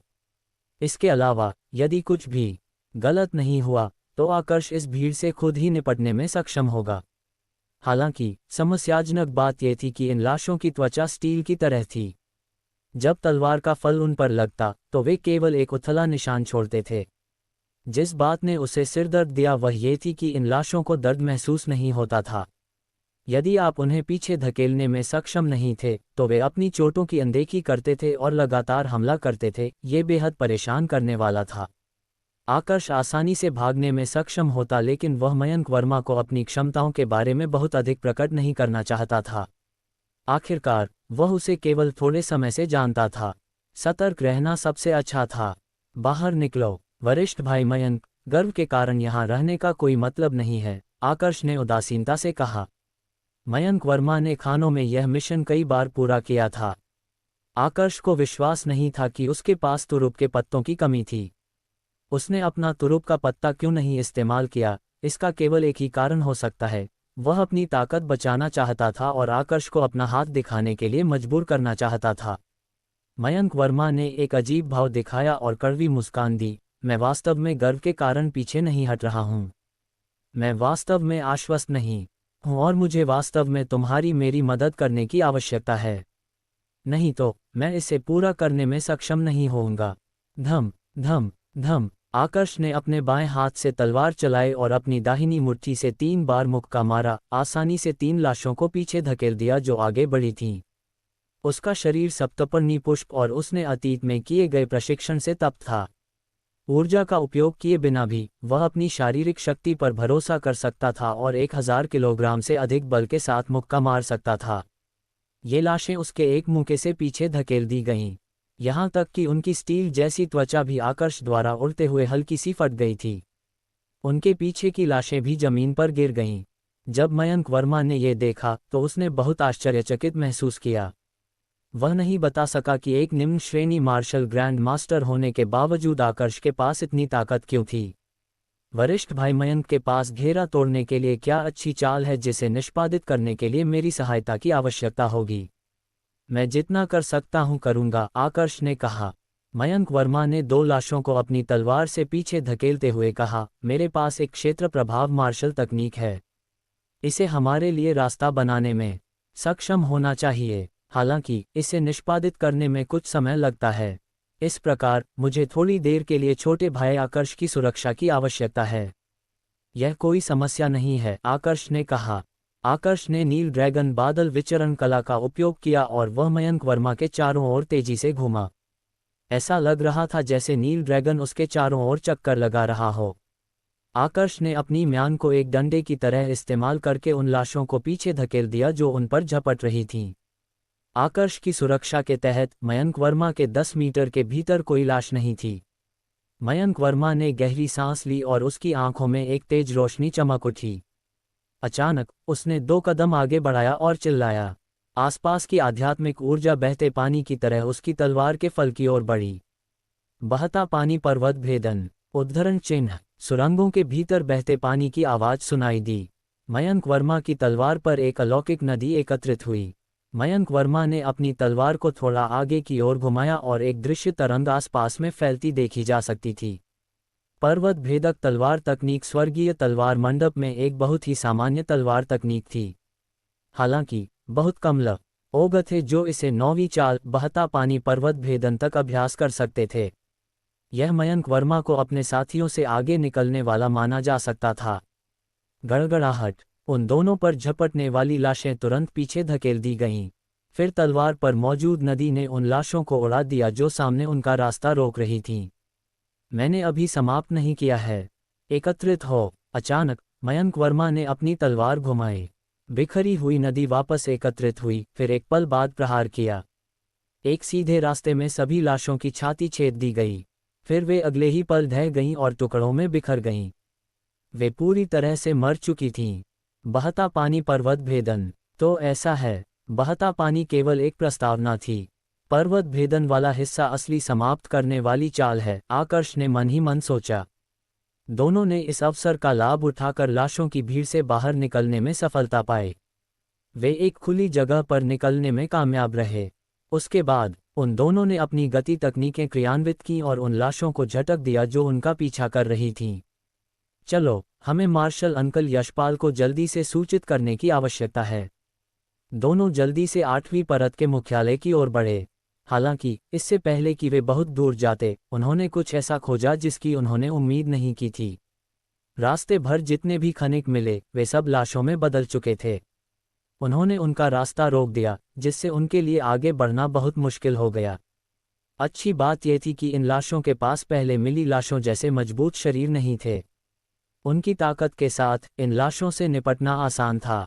एक और लाश बिना सोचे समझे आकर्ष की ओर दौड़ी। उसने उसके सिर पर मुक्का मारा और हवा के कारण उसके बाल पीछे उड़ गए। एक पीला और दयनीय चेहरा प्रकट हुआ। आकर्ष के भाव बदल गए और वह रुके बिना नहीं रह सका। ये कैसे हो सकता है? ये लाश वही पर्यवेक्षक था जिसने कल रात आकर्ष से मदद की भीख मांगी थी। बस एक रात और उसकी आशंका सच हो गई। उसे शामिल करते हुए जितने भी खनिकों ने अपना कार्यकाल लगभग पूरा कर लिया था, वे सभी लाशों में बदल गए थे। श्वा, जब आकर्ष विचलित था, एक तलवार की रोशनी ने नीचे की ओर प्रहार किया और एक लाश को आधा काट दिया। मयंक वर्मा ने चिंतित होकर कहा, तुम क्या सोच रहे हो? लाश के जहर से सावधान रहो। यदि तुम संक्रमित हो गए तो तुम भी एक लाश में बदल जाओगे। हू, आकर्ष ने अपनी हथेली से हवा के 2 झोंके भेजे और लाश द्वारा उगले गए काले तरल पदार्थ को एक तरफ उड़ा दिया। हालांकि उसके भाव नहीं बदले, उसका दिल ऐसा लगा जैसे किसी चीज ने उसे छुरा भोंक दिया हो और उसे एक अविश्वसनीय दिल का दर्द महसूस हुआ। चलो, दिवास्वप्न देखना बंद करो, मयंक वर्मा ने तब जल्दी से आग्रह किया जब उसने आकर्ष को हिलते नहीं देखा। आकर्ष ने एक घुरघुराहट की आवाज निकाली क्योंकि उसने अपनी शांति वापस पाने की पूरी कोशिश की। अपने आप को संभालने के बाद वह मयंक वर्मा के पीछे चल दिया और जल्दी से मुख्यालय की ओर चल दिया। खानों में लगभग 2000 खनिक सभी लाशों में बदल गए थे। युगल ने उन पर हमला करने में संकोच नहीं किया, आसानी से अपना रास्ता बनाते हुए आगे बढ़ते रहे। एक यात्रा जिसमें सामान्य रूप से 10 मिनट लगते थे, अब पूरा होने में 1 घंटे की आवश्यकता थी। जब वे पहुंचे, फिर से कुछ आश्चर्यजनक हुआ। जो 10 कुछ मार्शल संत सामान्य रूप से मुख्यालय में होते थे, वे सभी गायब हो गए थे। जगह पूरी तरह से खाली थी और आसपास कोई नहीं था। विशाल कमरों में से एक में तैयार निम्न श्रेणी आत्मा पत्थरों के ढेर थे। उनकी चमक बहुत चकाचौंध थी। पत्थर के कमरे के दरवाजे के सामने प्रकाश की एक बाधा थी।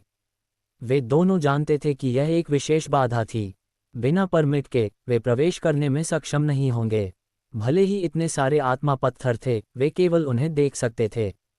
वहां पहुंचने के लिए बहुत प्रयास करने के बाद दोनों ने ऐसे परिणाम की उम्मीद नहीं की थी। दोनों ने कुछ देर आपस में चर्चा की, फिर उन्होंने आराम करने के लिए एक जगह खोजने का फैसला किया।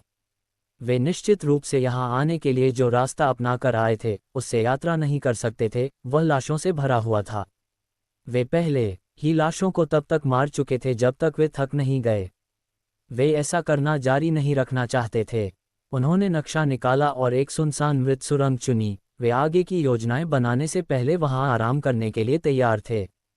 वे जल्दी से उस स्थान पर पहुंचे और आराम करने से पहले सुरंग में गहरे चले गए। मयंक वर्मा ने तुरंत अपना बट जमीन पर पटक दिया और हाँफते हुए बोला, यहाँ इतने लंबे समय तक आने के बाद ये पहली बार है जब मैंने ऐसी स्थिति का सामना किया है। हो सकता है कि यह वास्तव में इस बार अंत हो। आकर्ष पहले से ही शांत होने लगा था। उसने पूछा, वरिष्ठ भाई मयंक, तुम अधिक अनुभवी हो। क्या इतने सारे लोग को लाशों में बदलने और उन्हें इतना विक्षिप्त व्यवहार करने का कोई तरीका है? मयंक वर्मा ने उत्तर देने से पहले थोड़ी देर सोचा। पहले से ही विलुप्त चलती लाश संप्रदाय के अलावा, जो तियानवु महाद्वीप में पहले से ही विलुप्त है, मैं कोई अन्य कारण नहीं सोच सकता। हालांकि ये चलती लाश संप्रदाय लगभग 1000 वर्षों से गायब है। चलती लाश संप्रदाय एक अत्यंत दुष्ट संप्रदाय था। तियानवु राजवंश से पहले का काल मानव जाति का सबसे अव्यवस्थित समय था। ये चलती लाश संप्रदाय के लिए भी सबसे शानदार काल था। चलती लाश संप्रदाय 2 गुटों में विभाजित था। एक गुट लाशों को चराने और नियंत्रित करने पर केंद्रित था। यदि उन्हें एक मजबूत लाश मिल जाती तो उनकी युद्ध क्षमता काफी बढ़ जाती थी। इस गुट की मानव जाति द्वारा निंदा की गई थी। मजबूत लाशों को खोजने के लिए वे अक्सर दूसरों के पूर्वजों के अवशेष खोदते थे। नियमित लोगों की लाशें उनके लिए कोई आकर्षण नहीं रखती थीं। वे बड़े कुलों और संप्रदायों के पूर्वजों को खोदने में विशेषज्ञता रखते थे। इन शक्तियों के मजबूत पूर्वज थे, इसलिए वे चलती लाश संप्रदाय के पहले लक्ष्य थे। त्यानवु राजवंश से पहले उन्होंने एक महान सम्राट का शरीर भी खोद लिया था। इसे एक चलती फिरती लाश में बदलने के बाद ये जीवित होने की तुलना में और भी अधिक शक्तिशाली हो गया। ये लगभग बेजोड़ था। हालांकि उन्होंने आखिरकार सार्वजनिक क्रोध भड़का दिया और त्यानवु सम्राट ने व्यक्तिगत रूप से कदम बढ़ाया और इस गुट के सभी विशेषज्ञों को मार डाला। इसके बाद ये गुट पूरी तरह से नष्ट हो गया और दुनिया से पूरी तरह गायब हो गया। इस गुट के अलावा एक और गुट था। ये गुट लाशों के मार्ग की खेती करता था। उन्होंने खुद को न तो मृत और न ही जीवित लाशों में परिष्कृत करने के लिए विशेष साधना तकनीकों का उपयोग किया। चलती लाश संप्रदाय के दूसरे गुट की तुलना में वे बहुत कम प्रोफाइल रखते थे। वे और भी अजीब थे। लाशों के मार्ग की खेती करने के लिए ये लोग खुद को हजारों वर्षों के लिए भूमिगत भी दफना देते थे। जब त्यानवु सम्राट ने चलती लाश संप्रदाय का सफाया किया तो उसने इस गुट के विशेषज्ञों को भी मार डाला था। हालांकि भूमिगत छिपे हुए कुछ पुराने राक्षस इन हमलों से बचने में कामयाब रहे। हालांकि यह गुट संरक्षित था क्योंकि उनकी साधना तकनीक बहुत अजीब थी। लाशों का मार्ग सीखने के लिए कोई भी तैयार नहीं था और चलती लाश संप्रदाय पूरी तरह से गायब हो गया। आकर्ष सिंघानिया ने मयंक वर्मा का परिचय सुनने के बाद वह संदेह से भर गया। उसने पूछा, तुम्हारे शब्दों के अनुसार उन्होंने शक्तिशाली लोगों को लाशों में बदल दिया। सुरंगों में जो खनिक लाशों में बदल गए उनमें स्पष्ट रूप से बहुत अधिक युद्ध क्षमता नहीं थी, तो उन्हें लाशों में क्यों बदला गया? मयंक वर्मा ने हल्की मुस्कान दी। स्वाभाविक रूप से उनके शरीर बहुत मजबूत नहीं होने के कारण उनमें बहुत अधिक युद्ध क्षमता नहीं थी। उनके लाश बनने के बाद उनमें बहुत अधिक बदलाव नहीं होंगे। वास्तव में मजबूत लोग वे होने चाहिए जिनका हमने पहली बार सामना किया था। उन्हें परिष्कृत करने के लिए कुछ विशेष तरीकों का उपयोग करने के बाद उन्होंने अपनी युद्ध क्षमता प्राप्त की।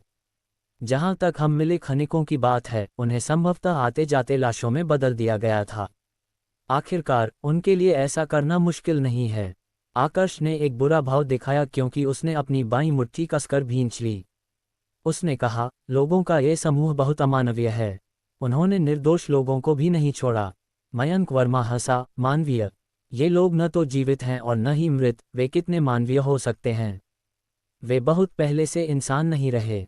नहीं तो वे उस समय सार्वजनिक क्रोध नहीं भड़काते। थोड़ी देर सोचने के बाद मयंक वर्मा ने जारी रखा, मुझे आश्चर्य है कि वरिष्ठ यशपाल और अन्य कहाँ हैं। हम यहाँ फंस गए हैं और हम न तक आगे बढ़ सकते हैं और न ही पीछे हट सकते हैं। यदि हम बाहर नहीं निकल सके तो संभावना है कि हम यहीं मर जाएंगे। खानों का निकास एक कड़ी सुरक्षा वाला रहस्य था। संप्रदाय मिशन पर यहाँ आए आंतरिक संप्रदाय के शिष्यों के लिए इसके बारे में जानना असंभव था। ऐसे लोग थे जो लोगों को अंदर या बाहर लाने में विशेषज्ञता रखते थे। वे पहले लोगों को एक गुप्त खजाना में रखते थे, फिर उन्हें इधर उधर ले जाते थे। यदि यशपाल वर्मा और दूसरों के साथ वास्तव में कुछ हुआ तो यह संभव था कि आकर्ष और मयंक वर्मा कभी बाहर न निकल पाएं और यहीं मर जाएं। उनके शवों को भी लाशों में परिष्कृत किया जा सकता था।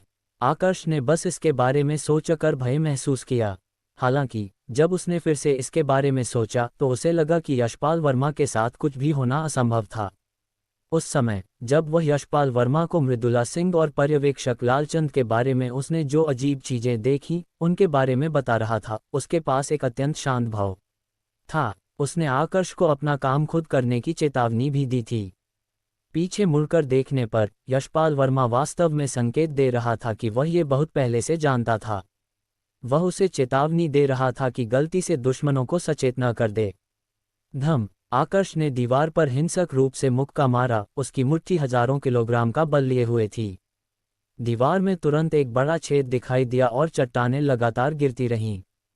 यदि वह वास्तव में इस मामले के बारे में पहले से जानता था तो वह इन सभी खनिकों के जीवन बचा सकता था। हालांकि दुश्मनों को सचेत करने से बचने के लिए, ताकि उसकी योजना सफल हो सके, उसने इन खनिकों को नहीं हटाया। जब आकर्ष ने खनिकों के बारे में सोचा तो उसे लगा कि यह इसके लायक नहीं था। उसे पर्यवेक्षक ज़हीर के उन खनिकों की ओर से उनके लिए मध्यस्थता करने की विनती करने का दृश्य याद आया, जिनका कार्यकाल जल्द ही समाप्त होने वाला था। ये लोग महीने के अंत में सुरक्षित रूप से जा सकते थे। वे इन अंतहीन नारकीय सुरंगों को हमेशा के लिए छोड़ सकते थे और अपनी पत्नियों और परिवार के साथ फिर से मिल सकते थे। हालांकि ये सभी चीजें अब केवल एक भ्रम थीं। उसने सोचा था कि अधिक प्रयास करके और उनकी देखभाल करके वह उन्हें सुरक्षित रूप से जाने दे सकता है। अंत में उसे व्यक्तिगत रूप से इन खनिकों को मारना पड़ा जो लाशों में बदल गए थे। यशपाल वर्मा, तुम बहुत निर्दयी हो। मयंक वर्मा ने आश्चर्य से कहा, छोटे भाई आकर्ष, तुम क्या कर रहे हो? चीजों को बहुत मुश्किल मत लो, सब कुछ बेहतर के लिए निकलेगा। वरिष्ठ यशपाल और बाकी लोग निश्चित रूप से इन लाशों से निपटन का कोई रास्ता खोज लेंगे। तब तक बाहर निकलने का कोई रास्ता होगा। मयंक वर्मा के अपने शब्दों को समाप्त करने से पहले आकर्ष ने अचानक हमला कर दिया। आकर्ष ने मयंक वर्मा की गर्दन के पिछले हिस्से पर प्रहार करने के लिए अपने हाथ का इस्तेमाल किया, जिससे वह आकर्ष को आश्चर्य से देखते हुए बेहोश हो गया। आकर्ष ने मयंक वर्मा को धीरे धीरे गिरते देखा और कहा, माफ करना, मुझे सब कुछ स्पष्ट करने के लिए उस व्यक्ति को ढूंढना है। वरिष्ठ भाई मयंक, तुम्हें थोड़ी देर के लिए असुविधा सहनी होगी। आकर्ष के बोलने के बाद उसने एक उथला गड्ढा खोदा और धीरे धीरे मयंक वर्मा को उसमें रख दिया। फिर उसने मयंक वर्मा के शरीर का और ढकने के लिए नर्म मिट्टी का इस्तेमाल किया। मयंक वर्मा की साधना के साथ उसके लिए नर्म मिट्टी के नीचे सांस लेने में कोई समस्या नहीं होगी। इस तरह लाशें उसे ढूंढने में सक्षम नहीं होंगी। वह तब तक सुरक्षित रहेगा जब तक वह बेहोश है। ये सब करने के बाद आकर्ष एक दृढ़ नज़र के साथ आगे बढ़ा। यशपाल वर्मा निश्चित रूप से उस स्थान पर था जहां दानव राजा को दबाया जा रहा था। आकर्ष एक बार वहां गया था, इसलिए उसे वहां का रास्ता याद था। उसे बस छिपे हुए स्विच ढूंढने की जरूरत थी और वह प्रवेश करने में सक्षम होगा। आकर्ष के थोड़ा चलने और एक कोने पर मुड़ने के बाद एक छोटी आकृति धीरे धीरे प्रकट हुई। गहरे अंधेरे सुरंग में यह पहचानना मुश्किल था कि यह कौन था। हालांकि आकर्ष इस व्यक्ति से बहुत परिचित था। उसके साथ आधा महीना बिताने के बाद आकर्ष उसे केवल एक छाया से पहचानने में सक्षम होगा। मृदुला सिंह। मृदुला सिंह ने आकर्ष की ओर देखा और मुस्कुराई, वरिष्ठ भाई आकर्ष। आकर्ष उससे बात करने की जहमत नहीं उठा सकता था। उसने तुरंत चंद्र छाया तलवार को म्यान से खींच लिया। जिस क्षण तलवार म्यान से निकली, वह एक चमकदार बिजली की रोशनी से चमक उठी। चिंगारी उड़ने में जितना समय लगता, उतने समय में अंधेरी सुरंग तेज रोशनी से जगमगा उठी। बिजली की रोशनी के तहत उन दोनों के भाव बदल गए। आकर्ष का चेहरा ठंडा और भावहीन हो गया, जबकि मृदुला सिंह का प्यारा चेहरा थोड़ा उदास लग रहा था। नील ड्रैगन बादल विचरण कला, भ्रमणशील ड्रैगन की नौ परिवर्तन, मेघदूत शिखर गुप्त तकनीक, स्वच्छंद पवन प्रहार। आकर्ष ने नील ड्रैगन बादल विचरण कला की एक उच्च स्तरीय तकनीक भ्रमणशील ड्रैगन की नौ परिवर्तन को क्रियान्वित किया। आकर्ष की आकृति बिजली की रोशनी में गायब हो गई, हवा में 9 छवियां छोड़ गई। जमीन को छुए बिना प्रत्येक छवि घूमी और एक अलग दिशा में चली गई। सुरंग में ठंडी हवा के 9 झोंके दिखाई दिए। आकर्ष ने बिजली की गति से लगातार 9 स्वच्छंद पवन प्रहार क्रियान्वित किए। यदि फल हवा के बीच छिपा हुआ था तो कोई हत्या की ऊर्जा बाहर नहीं निकलती थी। इसके बजाय यह एक प्रेमी की तरह कोमल प्रतीत होता था। ऐसा लगा जैसे वह कोमल वसंत हवा में मीठी मीठी बातें फुसफुसा रहा हो। 9 छवियां सभी वापस एक में विलीन हो गईं। आकर्ष ने तलवार वापस म्यान में रख दी क्योंकि वह मृदुला सिंह के पीछे चुपचाप खड़ा हो गया। उसके चेहरे पर एक शांत भाव था, कोई भावना नहीं दिखा रहा था। यह अविश्वसनीय रूप से ठंडा था। मृदुला सिंह की छाती पर 9 मृत्युमर्म स्थान, सभी एक ही समय में खून से बह निकले। फिर वह धमाके के साथ जमीन पर गिर पड़ी। उसकी छाती पर 9 मृत्युमर्म स्थान सभी तलवार से मारे गए थे। यहाँ तक कि एक मार्शल संत भी इससे तुरंत मर जाता। इसका इलाज करने का कोई तरीका नहीं था। मृदुला सिंह पीली पड़ गई क्योंकि उसने कड़वी मुस्कान दी। मैंने सोचा था कि आधे महीने तक एक साथ काम करने के बाद तुम मुझे मारने से पहले कम से कम मुझे बात खत्म करने दोगे। मैंने उम्मीद नहीं की थी कि वरिष्ठ भाई आकर्ष इतने निर्दयी होंगे। आकर्ष ने ठंडी आवाज में कहा, मैंने भी यह उम्मीद नहीं की थी कि तुम्हारे निर्दोष बाहरी स्वरूप के नीचे तुम एक क्रूर दिल छुपाए बैठी हो। मैंने सोचा था कि तुम्हारे गलत इरादों के बावजूद तुम इन सभी निर्दोष लोगों को शामिल करने के लिए नीचे नहीं झुकोगे। आकर्ष खुद को एक अच्छा व्यक्ति नहीं मानता था, लेकिन वह सामान्य रूप से इस तरह के पूरी तरह से हृदयहीन कार्य करने में असमर्थ था। हालांकि उसके सामने इस लड़की ने उसके दिल की निचली रेखा को पार कर लिया था।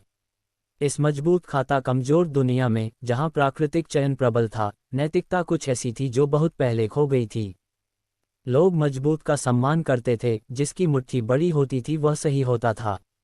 इस दुनिया में आने के पहले दिन से, जब उसे सिंघानिया परिवार के लोगों द्वारा अपमानित किया गया था, उसने इस सिद्धांत को पूरी तरह से समझ लिया था। हालांकि कुछ चीजें थीं जिन्हें स्थिति चाहे कैसे भी बदले, बनाए रखा जाना था। बिना किसी कारण के निर्दोष लोगों की इच्छानुसार हत्या करना यह निचली रेखा थी जिसे बनाए रखा जाना चाहिए। मृदुला सिंह ने आकर्ष की निचली रेखा का उल्लंघन किया था। देखते ही मार डालो। यदि यशपाल वर्मा के पास कोई उचित स्पष्टीकरण नहीं था, तो आकर्ष इन सभी खनिकों की ओर से भी न्याय की मांग करेगा। पू पू जैसे ही आकर्ष जाने की तैयारी कर रहा था, मृदुला सिंह का शरीर हिलने लगा। उसने जल्दी से रुककर एक नज़र देखी। लाश में बदल रही है। आकर्ष ने संदेह से देखा।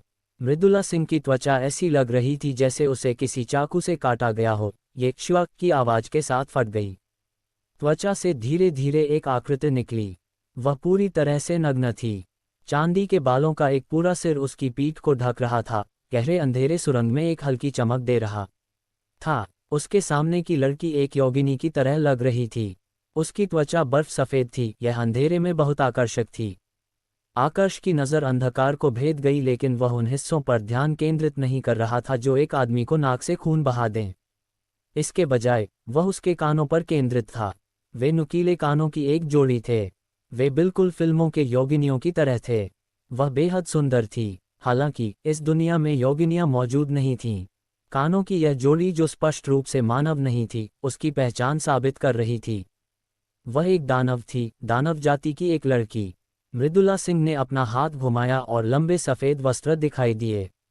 उसने आकर्ष के सामने जल्दी से उन्हें पहन लिया, सभी महत्वपूर्ण हिस्सों को ढक दिया।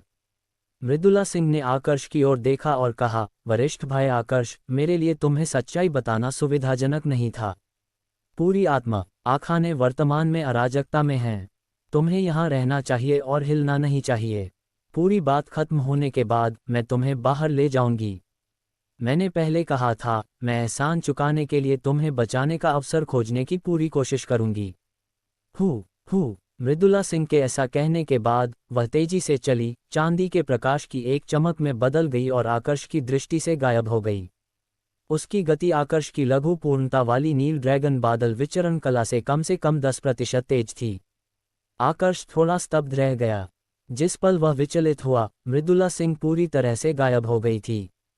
पीछा करो। मृदुला सिंह द्वारा लिए गए रास्ते का अनुसरण करते हुए आकर्ष ने उसका पीछा किया।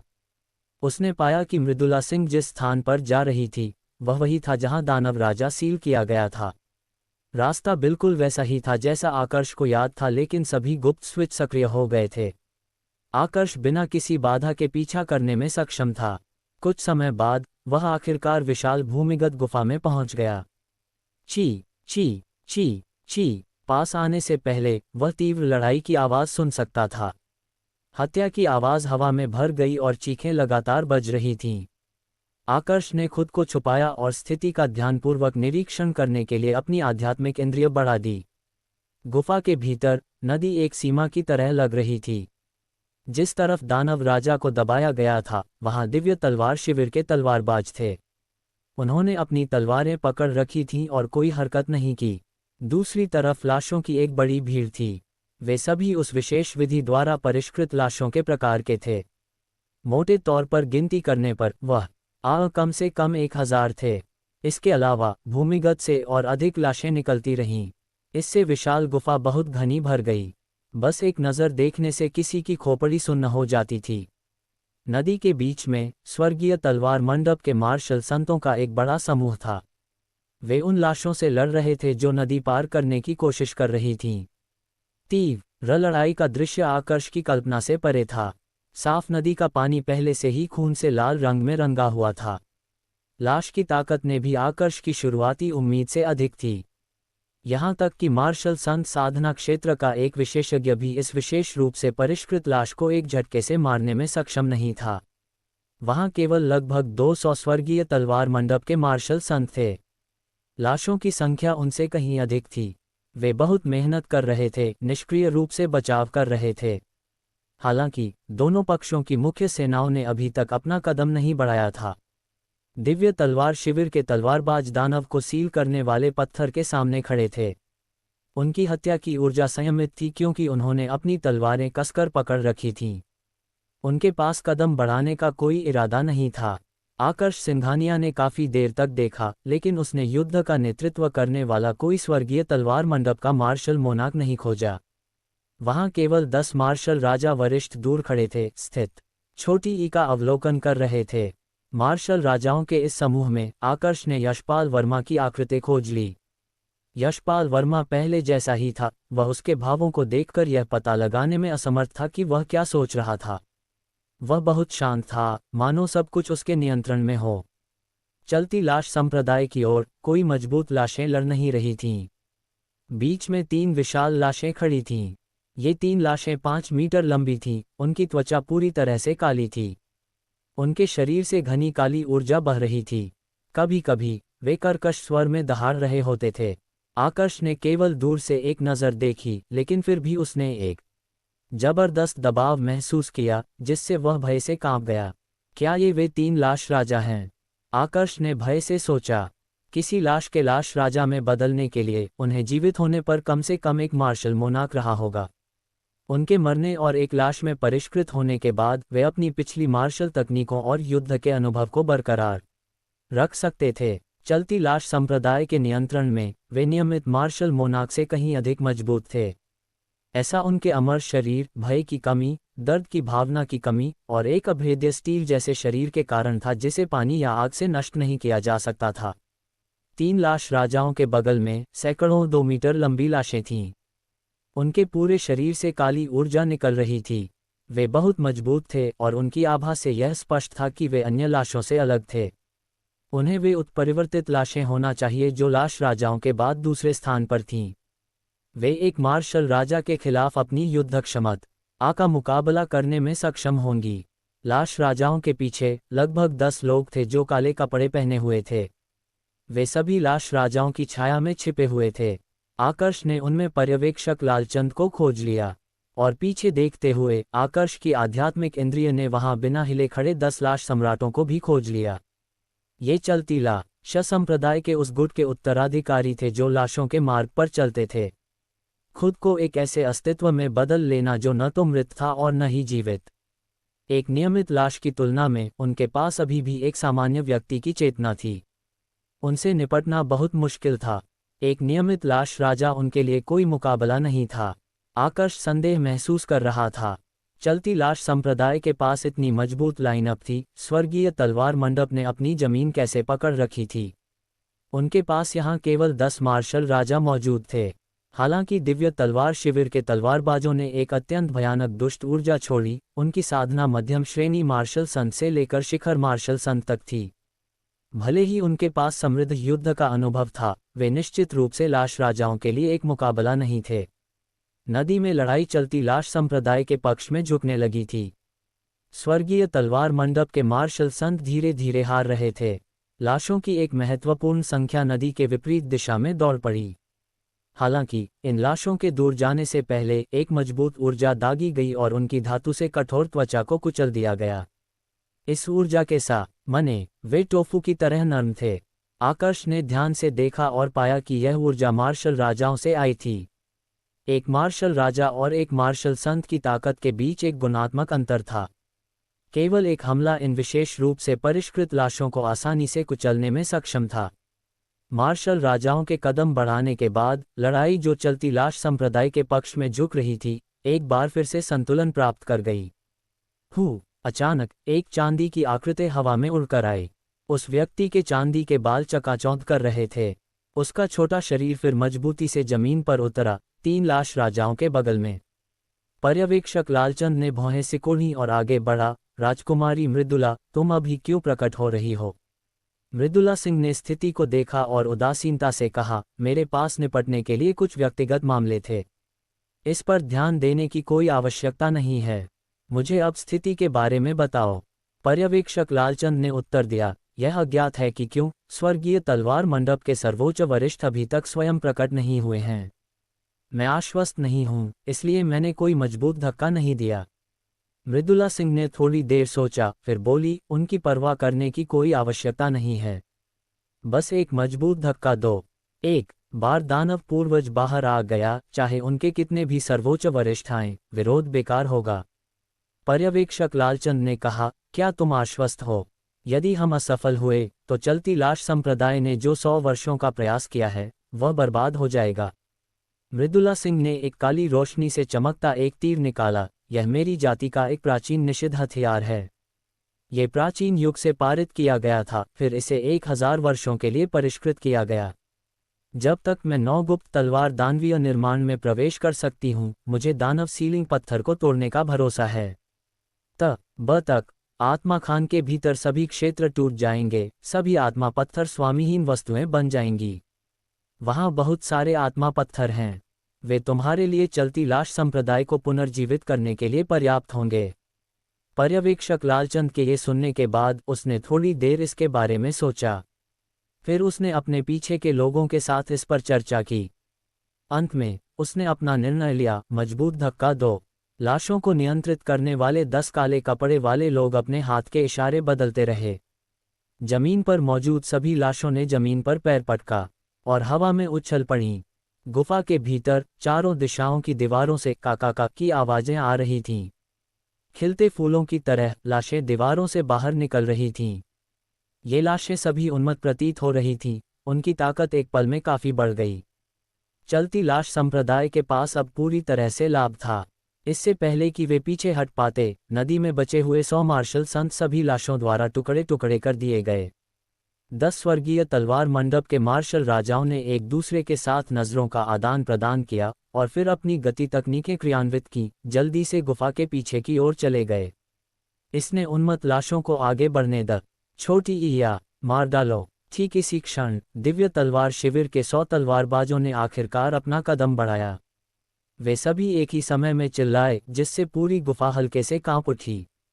एक उमड़ती हुई हत्या की ऊर्जा बिना कुछ रोके छोड़ी गई। वे एक बड़े सागर में बदल गए। निराकार दुष्ट ऊर्जा वास्तव में पूरे 1000 मीटर ऊंची गुफा को घेरने में कामयाब रही। दुष्ट ऊर्जा उनकी हड्डियों में घुस गई। भले ही लाशें पहले से ही मर चुकी थीं, शरीर की वृत्ति के कारण वे कांपने से खुद को रोक नहीं सकीं। धम धम धम उन सभी ने एक साथ अपनी तलवारें खींची। एक ही समय में 100 तलवारें खींचे जाने की आवाज पूरी गुफा में गूंज उठी। तलवारें 1 मीटर लंबी और लगभग 5 सेंटीमीटर मोटी थीं, फलों पर एक लाल रंग की चमक थी। एक नज़र में ये स्पष्ट था कि ये साधारण तलवारें नहीं थीं। ये तलवारें रक्तचूषक तलवार के रूप में जानी जाती थीं। जब उन्हें किसी जीवित व्यक्ति के शरीर में चुभोया जाता था और एक विशेष साधना तकनीक के साथ इस्तेमाल किया जाता था, तो वे तुरंत उस व्यक्ति का खून चूस सकती थीं। एक बार दिव्य तलवार शिविर का एक शक्तिशाली व्यक्ति था जिसने एक ही चाल में अपने प्रतिद्वंद्वी को चूस लिया था। इन तलवारों की ढलाई विधि पहले ही खो चुकी थी। एक बार 1000 दिव्य तलवार शिविर में पारित किए गए थे। दिव्य तलवार शिविर के न होने वाले शिष्य, भले ही वे केंद्रीय शिष्य थे, ये तलवारें प्राप्त नहीं कर सकते थे। दिव्य तलवार शिविर के 100 तलवारबाजों के कदम बढ़ाने के बाद स्थिति तुरंत बदल गई। दिव्य तलवार शिविर के शिष्यों के सामने, यहाँ तक कि परिष्कृत लाशें जिनसे मार्शल संत निपटना मुश्किल पाते थे, उनकी तलवारों के एक ही वार से पूरी तरह से चूस ली गईं। लाशों के गिरने के बाद वे आक्रोश की लकीरों में बदल गईं और तलवारों में उड़ गईं। उन्होंने जितना अधिक लाशों का कत्लेआम किया, रक्तचूषक तलवारों ने उतना ही अधिक आक्रोश एकत्र किया। दिव्य तलवार शिविर के शिष्य नरक के राक्षसों की तरह थे, उन सभी के भयानक भाव थे। वे शैतानों और राक्षसों की तरह लग रहे थे, लाशों से भी अधिक भयानक। उन्होंने जितना अधिक आक्रोश एकत्र किया, उन्होंने उतनी ही भारी दुष्ट ऊर्जा छोड़ी। उनकी तलवारों की गति और ताकत विस्फोटक रूप से बढ़ गई। हत्या का मार्ग, आकर्ष ने सदमे में सोचा। कोई आश्चर्य नहीं कि पहली बार जब मैंने दिव्य तलवार शिविर के शिष्यों को देखा, तो मेरे दिल से एक भयानक हत्या की भावना आ रही थी। उसने उम्मीद नहीं की थी कि स्वर्गीय तलवार मंडप में इतनी दुष्ट साधना तकनीकें होंगी। उन्होंने हत्या के आनंद में डूबकर अपने मार्शल मार्ग को समझा। उनकी सभी मार्शल तकनीकें हत्या की ओर उन्मुख थीं। ऐसी साधना तकनीक लाशों के मार्ग से भी अधिक भयानक थी। एक साधक जो हत्या के मार्ग पर चलता था, उसे अपने जीवन में से कम हजारों साधकों को मारना होता था। इसके अलावा वे जिन लोगों को मारते थे उनकी साधना उनसे कम नहीं हो सकती थी। नहीं तो यह इस साधना के लिए बेकार होता। वे अपने दुश्मनों के मरने के बाद उनका आक्रोश एकत्र कर सकते थे और अपनी साधना बढ़ाने के लिए इसका उपयोग कर सकते थे। ये बहुत भयानक था। एक साधक जो हत्या के मार्ग पर चलता था, वह एक ऐसे प्रतिद्वंद्वी के खिलाफ अपनी जमीन पकड़ने में सक्षम होगा जिसकी साधना उनसे एक क्षेत्र अधिक थी। यदि प्रतिद्वंद्वी लापरवाह था तो प्रतिद्वंद्वी को मारना भी आसान हो सकता था। सबसे महत्वपूर्ण बात यह थी कि ये लोग मौत से नहीं डरते थे। वे मौत के जितने करीब थे उतना ही अधिक उत्साहित महसूस करते थे। उनकी ताकत कई गुना बढ़ भी जाती थी। ये केवल 100 दिव्य तलवार शिविर के तलवारबाज थे, लेकिन वे 9 गुप्त तलवार दानवीय निर्माण की कसकर रक्षा करने में सक्षम थे बिना कुछ भी अंदर आने दिए। उन्होंने तुरंत किसी भी लाश को मार डाला जो पास आती थी। काले कपड़े वाले लोगों के नियंत्रण में लाशों ने खुद को आगे बढ़ाना जारी रखा। वर्तमान में हत्या की आवाज़ों ने जगह को हिला दिया। दहाड़ की आवाज़ें गरज की तरह थीं। पूरी भूमिगत गुफा पृथ्वी पर नरक बन गई प्रतीत हो रही थी। ये बहुत क्रूर था। बहता खून एक नदी बनाने के लिए पर्याप्त था। कुछ ही देर में दिव्य तलवार शिविर के तलवारबाजों ने 1000 से अधिक साधारण परिष्कृत लाशों को मार डाला। हालांकि दिव्य तलवार शिविर को कोई हताहत नहीं हुआ। असीम काला आक्रोश रक्तचूषक तलवारों के चारों ओर लिपट गया। जब कोई ध्यान से देखता तो उनमें से प्रतिशोधियात माओं की दर्दनाक चीखें आती थीं। दिव्य तलवार शिविर के लोग थके नहीं थे। आक्रोश की उत्तेजना के तहत वे इसके बजाय और भी मजबूत हो गए। पर्यवेक्षक लालचंद चकित था। हालांकि वह जानता था कि दिव्य तलवार शिविर बहुत मजबूत था, उसने उम्मीद नहीं की थी कि यह इतने भयानक स्तर पर होगा। इन परिष्कृत लाशों को मारना सब्जी आग काटने जितना आसान था। मृदुला सिंह ने उदासीनता से कहा, डरो मत। वे केवल एक विशेष गुप्त तकनीक का उपयोग कर रहे हैं। अपनी ताकत के अलावा बिना आध्यात्मिक बुद्धि वाली ये लाशें उन्हें चोट नहीं पहुंचा सकती। अपनी ताकत बचाओ और उत्परिवर्तित लाशों का उपयोग करो। पर्यवेक्षक लालचंद ने सिर हिलाया और अपना हाथ घुमाया। 3 लाश राजाओं के बगल में 100 कुछ उत्परिवर्तित लाशें जो काली ऊर्जा उत्सर्जित कर रही थीं, सभी कूद पड़ीं। उत्परिवर्तित लाशों के पास पहले से ही थोड़ी आध्यात्मिक बुद्धि थी। उन्होंने जीवित होने पर अपनी अधिकांश युद्ध क्षमता को संरक्षित रखा था। एक आदेश के साथ वे स्वचालित रूप से हमला करने के लिए आगे बढ़ गईं। इसके अलावा उनके भौतिक शरीरों की ताकत मजबूत थी। जब वे जीवित थे तो वे कम से कम मार्शल राजा थे। आदेश प्राप्त करने के बाद वे तेज तीरों की तरह चले 100 मीटर चौड़ी नदी के पार कूद गए। वे तुरंत दिव्य तलवार शिविर के तलवारबाजों के सामने पहुंच गए। मार डालो। विकृत लाशों की संख्या दिव्य तलवार शिविर के तलवारबाजों की संख्या के लगभग बराबर थी। जब वे एक दूसरे के संपर्क में आए तो एक विशाल लड़ाई शुरू हो गई। साधारण खनिकों के शवों से बनी परिष्कृत लाशों की तुलना में उत्परिवर्तित लाशें काफी मजबूत थीं। मजबूत दिव्य तलवार शिविर के तलवारबाज उन्हें तुरंत मारने में सक्षम नहीं थे। जब उनके हाथों में रक्तचूषक तलवारों ने उत्परिवर्तित लाशों पर प्रहार किया तो उन्होंने धात्विक झंकार दी। उत्परिवर्तित लाशों पर कोई निशान नहीं बचा था। उन्होंने अजीब गा हंसी दी क्योंकि उन्होंने लगातार उन मार्शल तकनीकों को क्रियान्वित किया जिन्हें वे जीवित होने पर जानते थे। अपने शरीरों की ताकत पर भरोसा करते हुए उत्परिवर्तित लाशों का दिव्य तलवार शिविर के तलवारबाजों पर एक महत्वपूर्ण लाभ था। जैसे जैसे समय बीतता गया उनके फायदे बड़े होते गए।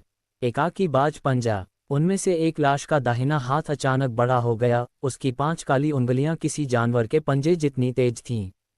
एक ध्वनि विस्फोट हुआ और पंजे दिव्य तलवार शिविर के एक तलवारबाज में घुस गए। दिव्य तलवार शिविर के तलवारबाज ने एक पीड़ित भाव दिखाया। उसकी आंखों में एक दृढ़ नज़र थी क्योंकि उसने उत्परिवर्तित लाश की गर्दन पर रक्तचूषक तलवार से प्रहार किया। लाश के सूखे चेहरे पर एक अजीब मुस्कान थी। उसने लापरवाही से अपने दाहिने पंजे से रक्तचूषक तलवार को पकड़ लिया और दूसरे से तलवारबाज का दिल नोच ली। रक्तचूषक तलवार एक लाल रंग की चमक से जगमगा उठी। इस अंतिम हमले ने उत्परिवर्तित लाश के शरीर को छेद दिया, उसे पूरी तरह से सुखा दिया। इसी तरह का एक दृश्य अन्य स्थानों पर भी देखा जा सकता था। कभी कभी दिव्य तलवार शिविर का एक तलवारबाज मर जाता था। हालांकि मरने से पहले ये दिव्य तलवार शिविर के तलवारबाज अपने साथ एक उत्परिवर्तित लाश को मार गिराते थे। लड़ाई तीव्र थी, पारस्परिक विनाश की कई घटनाएं हुईं। ये बहुत खूनी था, ऐसा दृश्य सहन करना कठिन था। नदी के दूसरी ओर मृदुला सिंह ने युद्ध के मैदान को देखा क्योंकि वह अपने हाथ में तीर से छेड़छाड़ कर रही थी। उसने धीमी आवाज में कहा, मैं अपना कदम बढ़ आने जा रही हूं, मुझे कवर करो। दो लाश सम्राट, जिन्होंने लाशों के मार्ग की खेती की थी, ये सुनकर आगे बढ़े। उन्होंने मृदुला सिंह का पीछा किया, जल्दी से दूसरी ओर जा रहे थे। दिव्य तलवार शिविर के तलवारबाज उन्हें रोकना चाहते थे। हालांकि इससे पहले कि वे पास आते, वे दो लाश सम्राटों की हथेली के प्रहार से अड़ गए। हथेली के प्रहार की हवा एक विशाल बल लिए हुए थी, दिव्य तलवार शिविर के तलवारबाजों को उड़ा रही थी। स्वर्गीय तलवार मंडप के 10 मार्शल राजाओं ने इस दृश्य को दूर से ठंडेपन से देखा। उन्होंने देखा कि कैसे मृदुला सिंह ने 2 लाश सम्राटों का नेतृत्व किया और 9 गुप्त तलवार दानवीय निर्माण के करीब पहुंच गई। मृदुला सिंह के दिल में एक बुरा एहसास था, मुझे जितना उम्मीद था उससे कहीं अधिक आसान क्यों लगा। स्वर्गीय तलवार मंडप की रक्षा इतनी कमजोर नहीं होनी चाहिए। कोई बात नहीं, जब तक मैं दानव पूर्वज को मुक्त कर सकती हूँ। एक ऋषि के रूप में दानव पूर्वज की ताकत को देखते हुए स्वर्गीय तलवार मंडप में कोई नहीं होगा जो उसे रोक सके। उस समय तक सभी साजिशें पूर्ण शक्ति के खिलाफ बेकार होंगी, ये सब बेकार होगा। राक्षस संहारक तीर, तथाकथित निषिद्ध हथियार, एक गुप्त खजाना को संदर्भित करता था जिसका उपयोग केवल एक बार किया जा सकता था, कभी कभी 2 या 3 बार तक। प्राचीन युग के लोहारों ने उन्हें परिष्कृत किया था। इसके इस्तेमाल की सीमित संख्या के कारण वे बेजोड़ थे, उनके पास अक्सर एक सर्वनाशकारी स्तर का प्रभाव होता था। जैसे ही मृदुला सिंह काले तीर से छेड़छाड़ कर रही थी, इसने एक चकाचौंध कर देने वाली काली रोशनी दी। तीर ने एक विनाशकारी आभा उत्सर्जित की। मृदुला सिंह के शरीर के चारों ओर एक तेज हवा चली, जिसने उसे और 2 लाश सम्राटों को घेर लिया। हवा उसके चारों ओर सभी दिशाओं में बह गई। उत्परिवर्तित लाशें और दिव्य तलवार शिविर के तलवारबाज तुरंत तेज हवाओं से उड़ गए। 100 मीटर के भीतर सब कुछ साफ हो गया, खाली जमीन छोड़ दी गई। 100 हवा में कुछ तोड़ने की आवाज थी। ये प्रकाश की एक चमक के साथ था। तीर ने दानव सीलिंग पत्थर पर प्रहार किया और एक जोरदार विस्फोट की आवाज पैदा की। विशाल चट्टान टूट गई और अनगिनत टुकड़ों में बदल गई। गड़गड़ाहट, उद्धरण चिन्ह। जिस क्षण दानव सीलिंग पत्थर टूटा, पूरी भूमिगत गुफा लगातार हिलने लगी।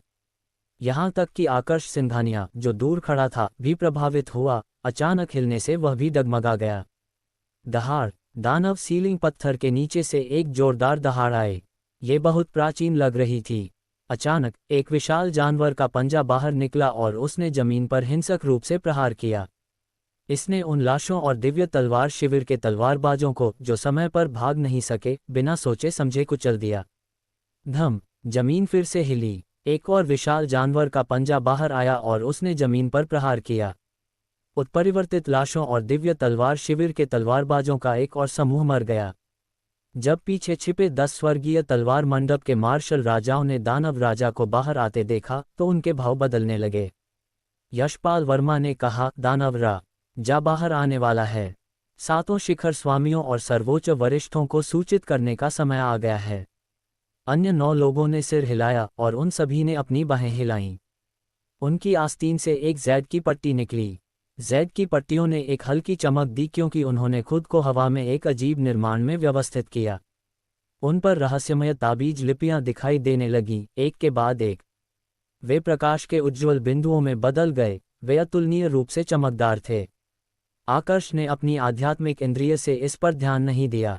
इसके बजाय वह भय से दानव सीलिंग पत्थर को देख रहा था। उसने शक्तिशाली दानव राजा को धीरे धीरे नीचे से बाहर निकलते देखा। इस क्षण दानव राजा पूरी तरह से खड़ा हो चुका था। यह एक विशाल भेड़िया था जो 50 मीटर लंबा था। उसका सफ़ेद फर अंधेरी गुफा में बहुत उज्ज्वल दिखाई दे रहा था। 2 विशाल, तेज, उभरे हुए दांत देखे जा सकते थे जो एक तेज ठंडी रोशनी से चमक रहे थे। उसकी लाल आंखों में एक अस्पष्ट लाल रंग की चमक थी। जब बेजोड़ दानव राजा ने अपनी आभा छोड़ी, सभी दिव्य तलवार शिविर के तलवारबाज और बहुत पहले मरी हुई लाशें कांपने लगीं। वे खुद को जमीन पर पटकने से खुद को रोक नहीं सके।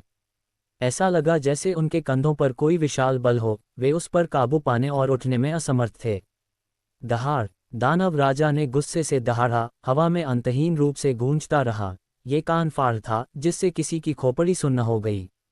दानव राजा ने एक पंजे से एक आत्मा श्रृंखला पकड़ ली, जमीन में चुभी 9 आत्मा पवित्र हथियार बिना हिले नहीं रह सके। अंत में वे दानव राजा का विरोध नहीं कर सके और ऊपर खींच लिए गए। उन्हें एक दूर स्थान पर फेंक दिया गया। फुट। एक विशाल पंजे ने दिव्य तलवार शिविर के एक तलवारबाज को पकड़ लिया जैसे वह कोई चूहा पकड़ रहा हो। दिव्य तलवार शिविर के तलवारबाज ने बहुत मेहनत से संघर्ष किया लेकिन कोई फायदा नहीं हुआ। फुट। विशाल पंजा कसकर भिंच गया। इस दिव्य तलवार शिविर के तलवारबाज की सभी हड्डियां कुचल गईं। उसके 7 छिद्रों से खून बहने लगा और वह मर गया। दानव राजा ने शरीर को हवा में उछाला और गिरते समय उसे टुकड़े टुकड़े कर दिया जिससे खून की बारिश हुई। विशाल भेड़िए ने अपने जबड़े खोले और खून अंदर खींच लिया गया। धम। उसने दीवार पर मुक्का मारा और पूरी गुफा फिर से तीव्रता से हिलने लगी। गुफा के हिलने के साथ ही छत से चट्टानें गिरती रहीं। ये बेजोड़ दानव राजा की ताकत थी। एक लापरवाह मुक्के से वह पहाड़ों को हिला सकता था और धरती को कंपा सकता था। दूरी में चलती लाश संप्रदाय के एक काले कपड़े वाले व्यक्ति ने जब शक्तिशाली दानव राजा को देखा तो एक बहुत ही उत्साहित अभिव्यक्ति दिखाई। 100 साल से अधिक हो गए, हम आखिरकार आशा देखते हैं। इतनी महान ताकत के साथ स्वर्गीय तलवार मंडप में कोई नहीं होगा जो हमें रोक सके। यह मेरे चलती लाश संप्रदाय के लिए इस युग में उठने के लिए नियत है। मृदुला सिंह का छोटा शरीर सम्मानपूर्वक जमीन पर झुक गया। उसने गहरी आवाज में कहा, दिव्य भेड़िया जाति 180वीं उत्तराधिकारी ऋषि पूर्वज का अभिवादन करती है। 1000 साल हो गए, एक लंबा 1000 साल। ये राजा आखिरकार बाहर है। हा हा हा हा हा हा। मैं स्वर्गीय तलवार मंडप को खून से धो दूंगा अपने 1000 साल के कारावास का बदला लेने के लिए। बेजोड़ दानव राजा पागलों की तरह हंसा। थोड़ी देर बाद वह रुक गया। उसने जमीन पर मृदुला सिंह से कहा, उठो मेरी वंशज। मैं दिव्य भेड़िया की शुद्ध वंशावली महसूस कर सकता हूँ। मैं तुम्हें एक बेजोड़ गौरव प्रदान करूंगा। मृदुला सिंह खड़ी हुई और बोली, ऋषि पूर्वज को बचाने में सक्षम होना मृदुला सिंह का गौरव है। दिव्य भेड़िया जाति वर्तमान में एक बंजर भूमि में है। वातावरण खतरनाक है और वे परीक्षणों और कठिनाइयों के अधीन हैं। बड़ी तस्वीर को देखते हुए मैं ऋषि पूर्वज से इस स्थान को जल्दी छोड़ने का अनुरोध करती हूँ। दानव राजा ने नाक भान सिकोड़ते हुए कहा, कोई समस्या नहीं है। मैंने पहले ही अपनी एक 5वीं ताकत वापस पा ली है। कोई मुझे स्वर्गीय तलवार मंडप छोड़ने से नहीं रोक सकता। जब मैं आत्माशिरा मूल छीनकर एक दानव सम्राट बन जाऊंगा तो पूरी दुनिया दिव्य भेड़िया जाति के चरणों में झुकेगी। बस उसकी एक 5वीं ताकत और वह इतना मजबूत है। यदि वह अपनी सारी ताकत वापस पा लेता है तो वह कितना मजबूत होगा। आकर्ष ने भय से सोचा। एक छाया तेजी से आकर्ष की ओर उड़ी। जब उसने हवा की आवाज सुनी, आकर्ष ने अपनी छाती सिकुड़ती महसूस की। उसने जल्दी से नील ड्रैगन बादल विचरण कला क्रियान्वित की और पीछे हट गया। हालांकि जैसे ही आकर्ष मजबूती से उतरा, एक सूखा पंजा जमीन से फूटा और उसके दाहिने पैर को पकड़ लिया। ए पंजे ने उसे एक अप्रतिरोध्य बल के साथ उछाल दिया। आकर्ष एक रेत की बोरी की तरह उड़ा, हिंसक रूप से दीवार से टकराया। फिर वह एक जोरदार धमाके के साथ जोर से जमीन पर गिरा। मैंने उम्मीद नहीं की थी कि तुम्हारे जैसा चींटी सा व्यक्ति सैकड़ों परिष्कृत लाशों से भागने में सक्षम होगा। जैसे ही आकर्ष खड़े होने के लिए संघर्ष कर रहा था, उसने स्पष्ट रूप से उस व्यक्ति का रूप देखा। उसने पाया कि यह वही लाश सम्राट था जो भूमि पलायन मंत्र जानता था। वह लंबे सुनहरे वस्त्र पहने हुए था और उसके सिर पर एक चमचमाता ताज था। लाश सम्राट की ताकत अथाह थी, उसके पास कम से कम एक मार्शल राजा की ताकत थी। आकर्ष की निम्न श्रेणी मार्शल ग्रैंड मास्टर साधना की तुलना में वह बहुत मजबूत था। आकर्ष के पास शायद भागने का अवसर भी नहीं था।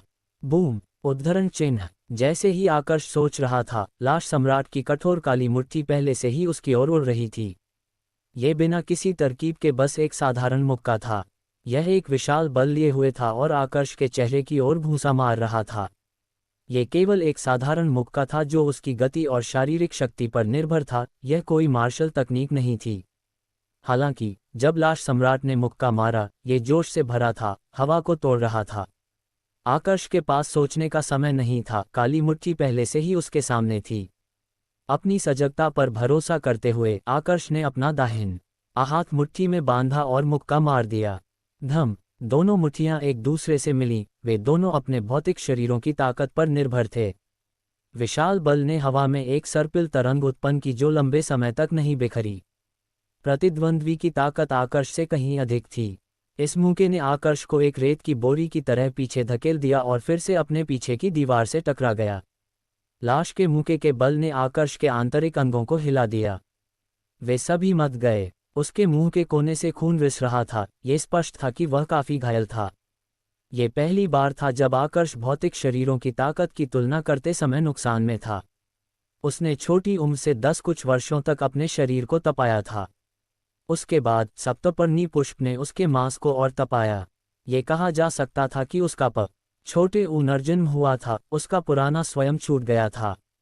आकर्ष के मुके में 1500 किलोग्राम से अधिक का बल था। उसके लिए एक विशाल पत्थर को तोड़ना आसान था।